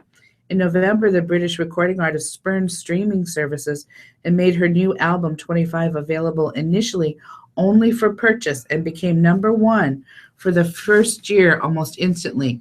It's a top seller in 2016 too. Taylor Swift had limited streaming of her album 1989 in 2014. Ted Cohen, a longtime music executive who worked with Prince in his early years at Warner, recalls scheduling 2 meetings with the entertainer in 2007 to discuss opportunities to exploit his work online. Cohen traveled to Las Vegas and London for talks that never got started. "I believe he left a lot of money on the table, and he was overly protective when he had an audience that loved what he did," Cohen recalled. "He could have had as much control as he wanted." In 2014, the copyrights to old works about to revert back to the artist, Prince worked out a deal with Warner Music Group whereby ownership was transferred to his name, according to a person with knowledge of the matter. Under the deal, Warner operates the business in perpetuity in the U.S. with the parties sharing proceeds, said the person who asked not to be identified. Warner still has the rights outside the U.S. The label on Thursday posted a tribute photo of the late artist on its website. Prince's total music copyright catalog, if it were to go on sale, might be worth $100 million, said Derek Crownover, the entertainment law practice leader at Dickerson Wright PLLC. Limitations that Prince put on the use of music during his lifetime could shrink that value. If his estate or a potential buyer tries to make the catalog more widely available than he wanted, fans might rebel, said Steve Salm, Chief Corporate Development Officer with Concord Bicycle Music, which acquired many musical copyrights and owns works, including those from Ray Charles, Creed, Kenny G, and 9 Inch Nails. They very well might have to respect what Prince stood for and honor similar usages, or risk significant alienation to some extent. And oil prices drop faster than companies can cut costs. Oh. The world's largest oil companies, set to report their worst quarterly earnings in more than a decade, are finding that their cost-cutting efforts haven't matched the decline in crude prices over the past 2 years. While producers have been deferring projects, eliminating jobs, and freezing salaries, the process will take 3 years to complete. In the meantime, profits are being hammered. A lot of work still needs to be done on cost. It's a reflection of how much costs have piled up. For producers from Royal Dutch Shell to Chevron, they are reeling under the threat of credit rating downgrades. Slashing costs is the surest way of protecting their balance sheets.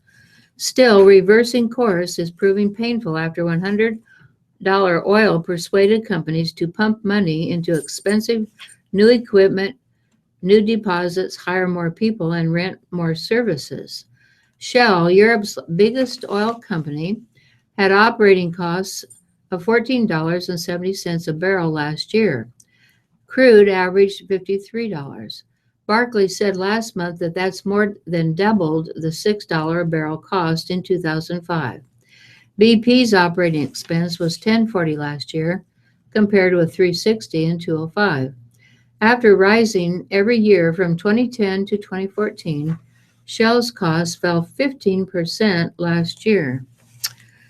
And a new Boys Town pediatrics clinic is now open at 180th and Harrison Street.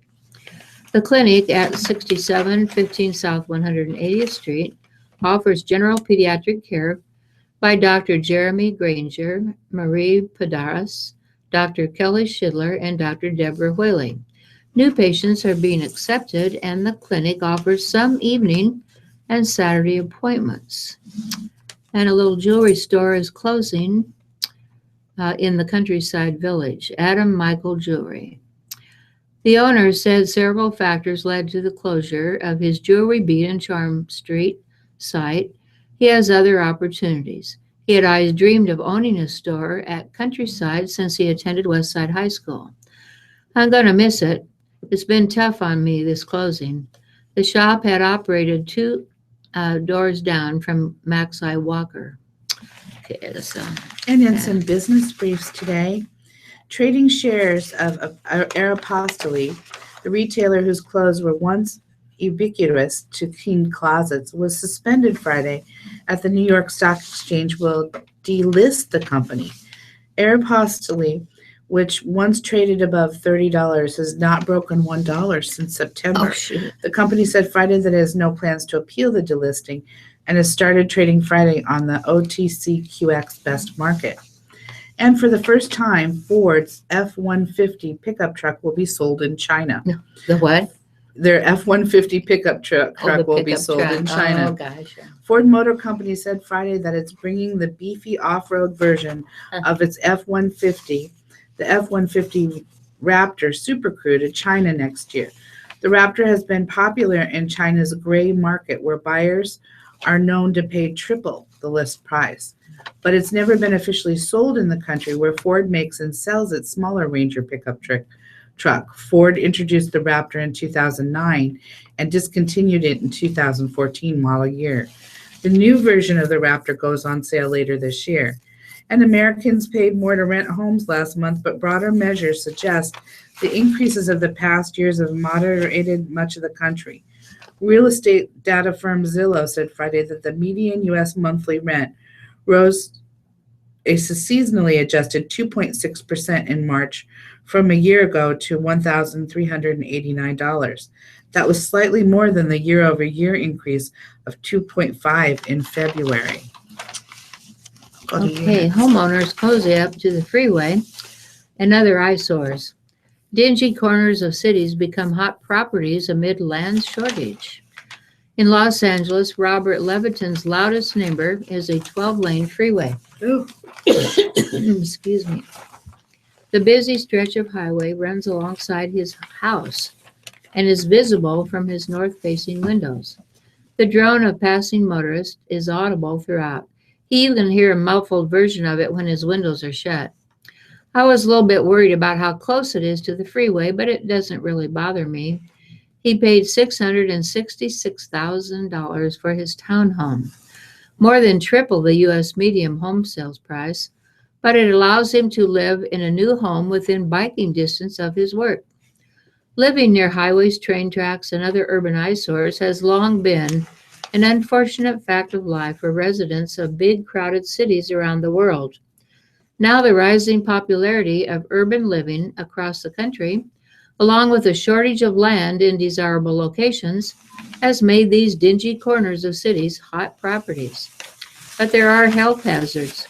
Land is so scarce that the properties that are available tend to be those fringe properties. The real estate pros call this infill residential development. They buy the land, demolish what was there, and remove contaminants that may have leached into the soil. Trash-filled lots, older buildings, churches, factories, bowling alleys, and parking lots are all making way for new housing. These parcels of land are attracting developers even if they aren't zoned for residential construction.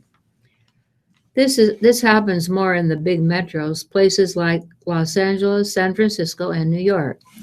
Land is very scarce.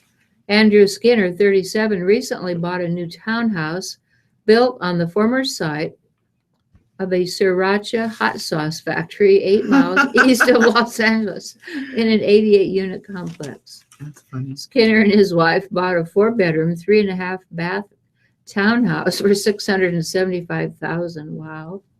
He doesn't have any road noise to worry about. For him, it's the whistle of trains that rumble by nearby. Across the country, there's a wave of housing development. It's also happening in U.S. cities that have long been more affordable, like Cleveland and Philadelphia. While many buyers may not want to live next to highways, those who do balance the downside with being within walking distance to public restaurants and shops said it is worthwhile. Thank you, Jean. And the world's biggest oil companies, set to report out their worst quarterly earnings in more than a decade, are finding that their cost-cutting efforts haven't matched the decline in crude prices over the past 2 years. While producers have been deferring projects, eliminating jobs, and freezing salaries, the process will take 3 years to complete, according to the Barclays oil sector analyst Lydia Rainforth. In the meantime, profits are being hammered. A lot of work still needs to be done on costs, she said.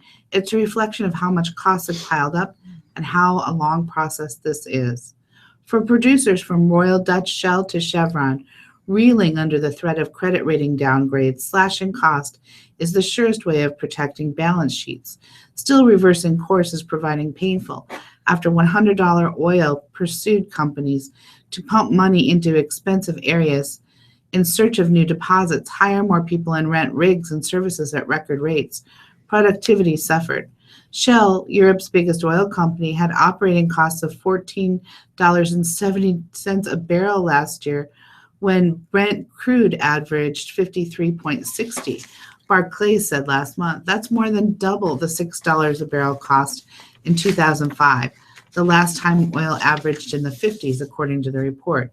BP's operating expenses were $10.40 last year, compared with $3.60 in 2005, according to Barclays.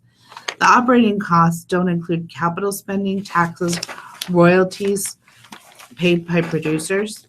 After rising every year from 10 to 14, Shell's costs fell 15% last year, according to Barclays. BP's dropped 19%.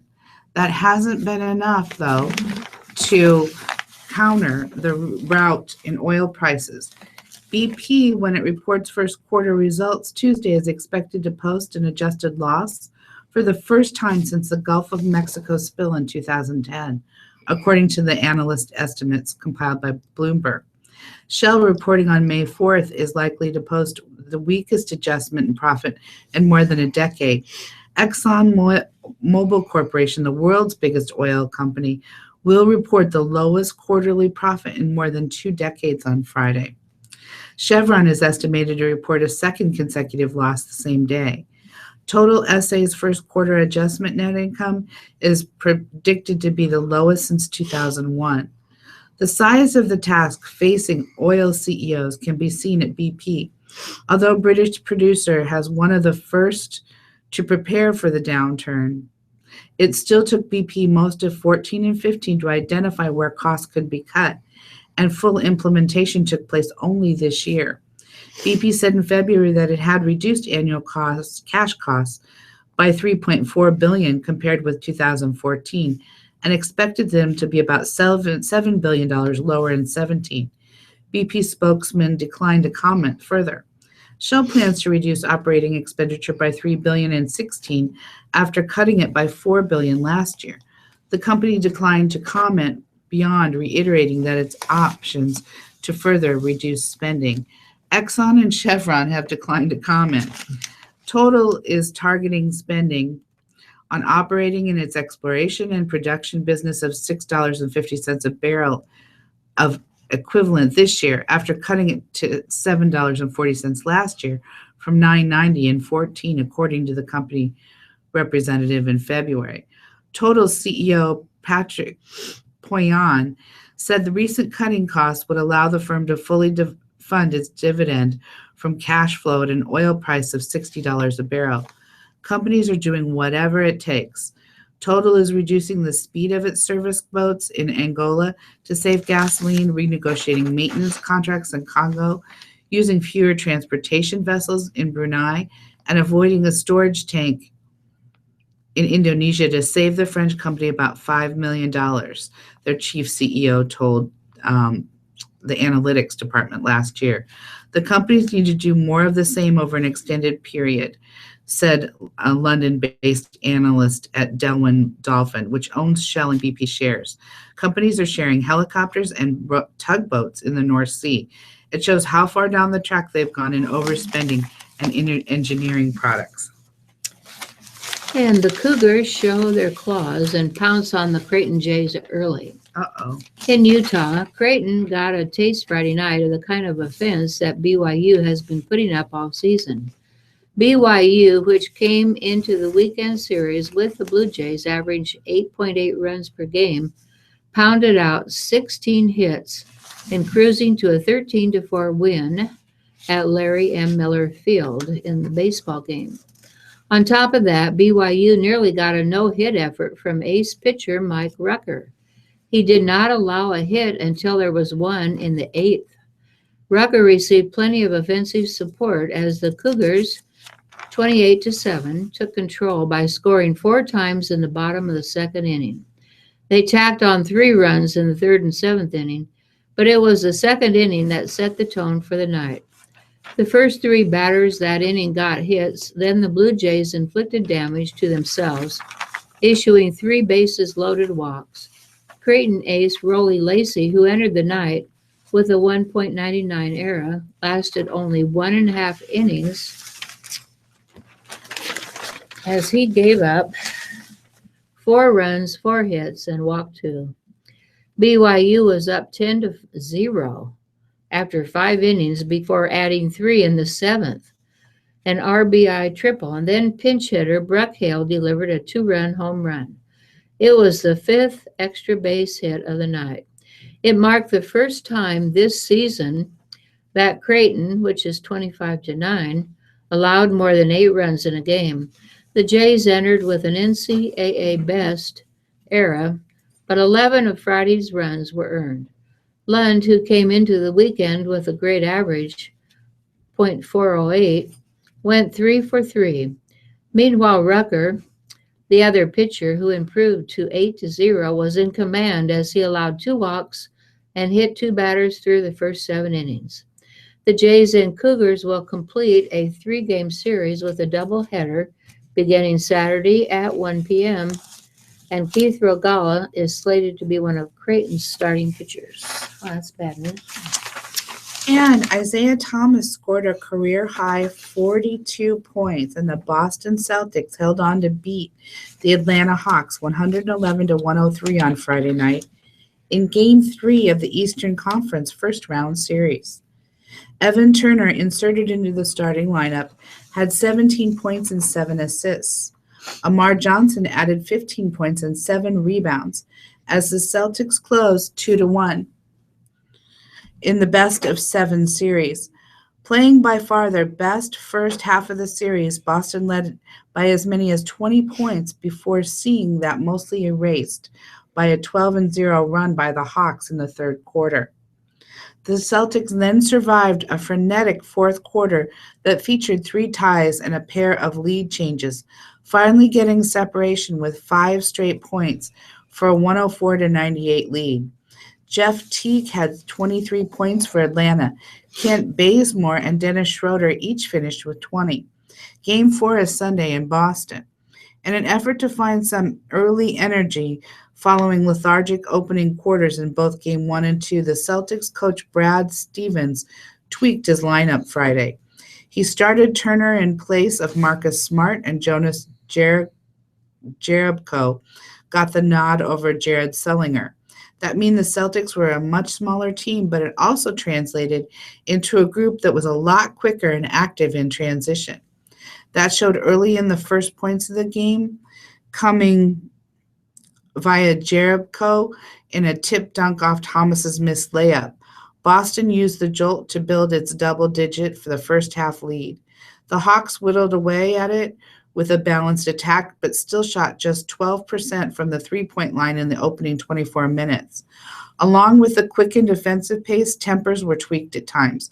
Most notably, Thomas and Schroeder were issued double technical fouls following a brief face-to-face moment. Thomas had to be restrained by Sullinger. Sullinger was called for a flagrant foul on Schroeder later in the period. That was almost immediately followed by a flagrant foul on the other end by Paul Millsap on Sullinger. Then early in the fourth quarter, Schroeder's was issued a flagrant foul on Thomas. And I think it said here, where did that go? That they play again on Sunday. Atlanta at Boston at 5 p.m. on TNT. Okay.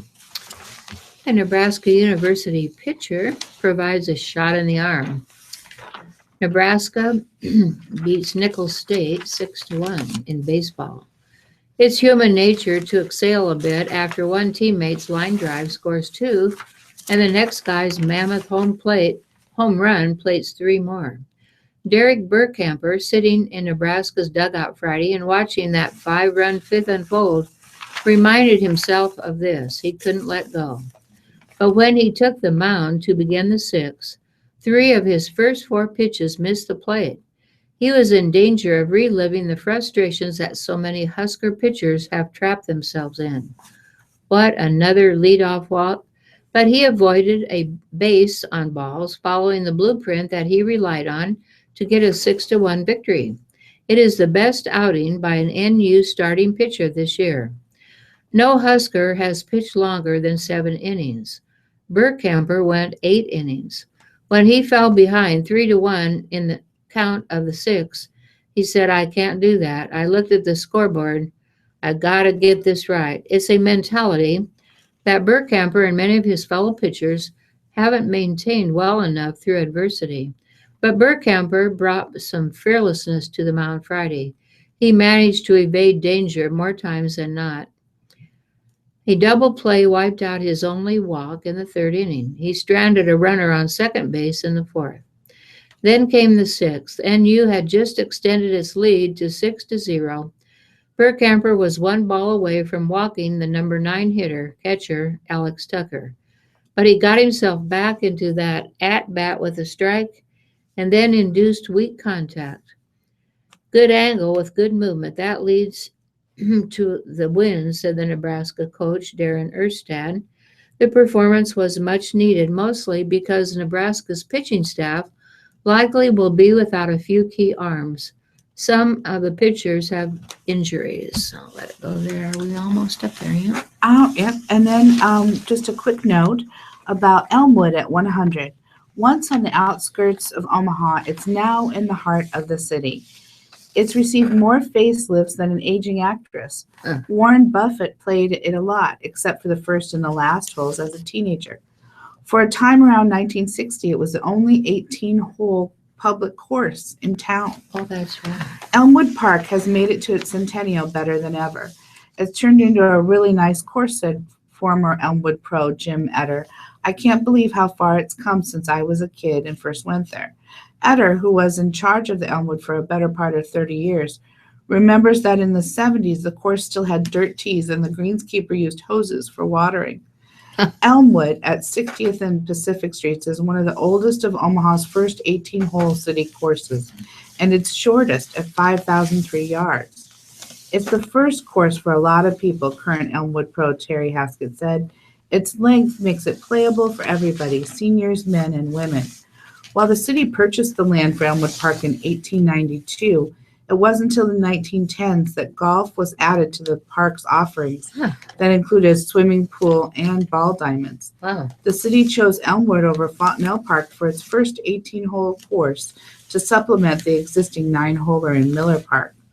Always presenting the most beautiful natural hazards, Old Elmwood Park, with its acres and ravines of big trees, undergrowth, and hills and valleys, has been converted into a links that is nearly perfect, so nearly perfect, in fact, that even the most skilled player will find difficulties which tax him to the utmost to overcome, wrote a World Herald's Ross Chamberlain in December 1915. There are no two holes alike in the course. Aside from the tee shots, it will be quite a problem to find any two strokes on the fairway that are even similar. And that brings us up to noon, everybody. Thank you for being with us. We hope that you have a lovely weekend, and Jean will be back with you next week, and I'll be back after that. Go on and have a good weekend. You have a great, no, I gotta go pay a bill, so that's where I gotta go. I'm gonna put your plant in that bag, Okay, thank you. and I love you so much, and I'm so grateful Oh, you're more than welcome. for that. I'm just glad that you called. That was wonderful. I got rid of that. Oh, Somebody that I your hair cared looks about. so cute. When did you get it cut?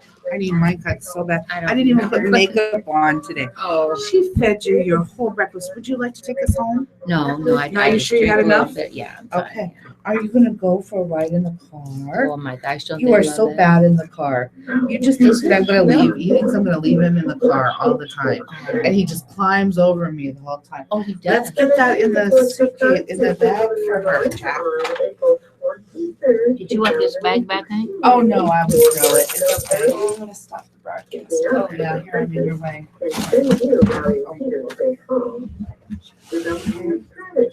All righty then.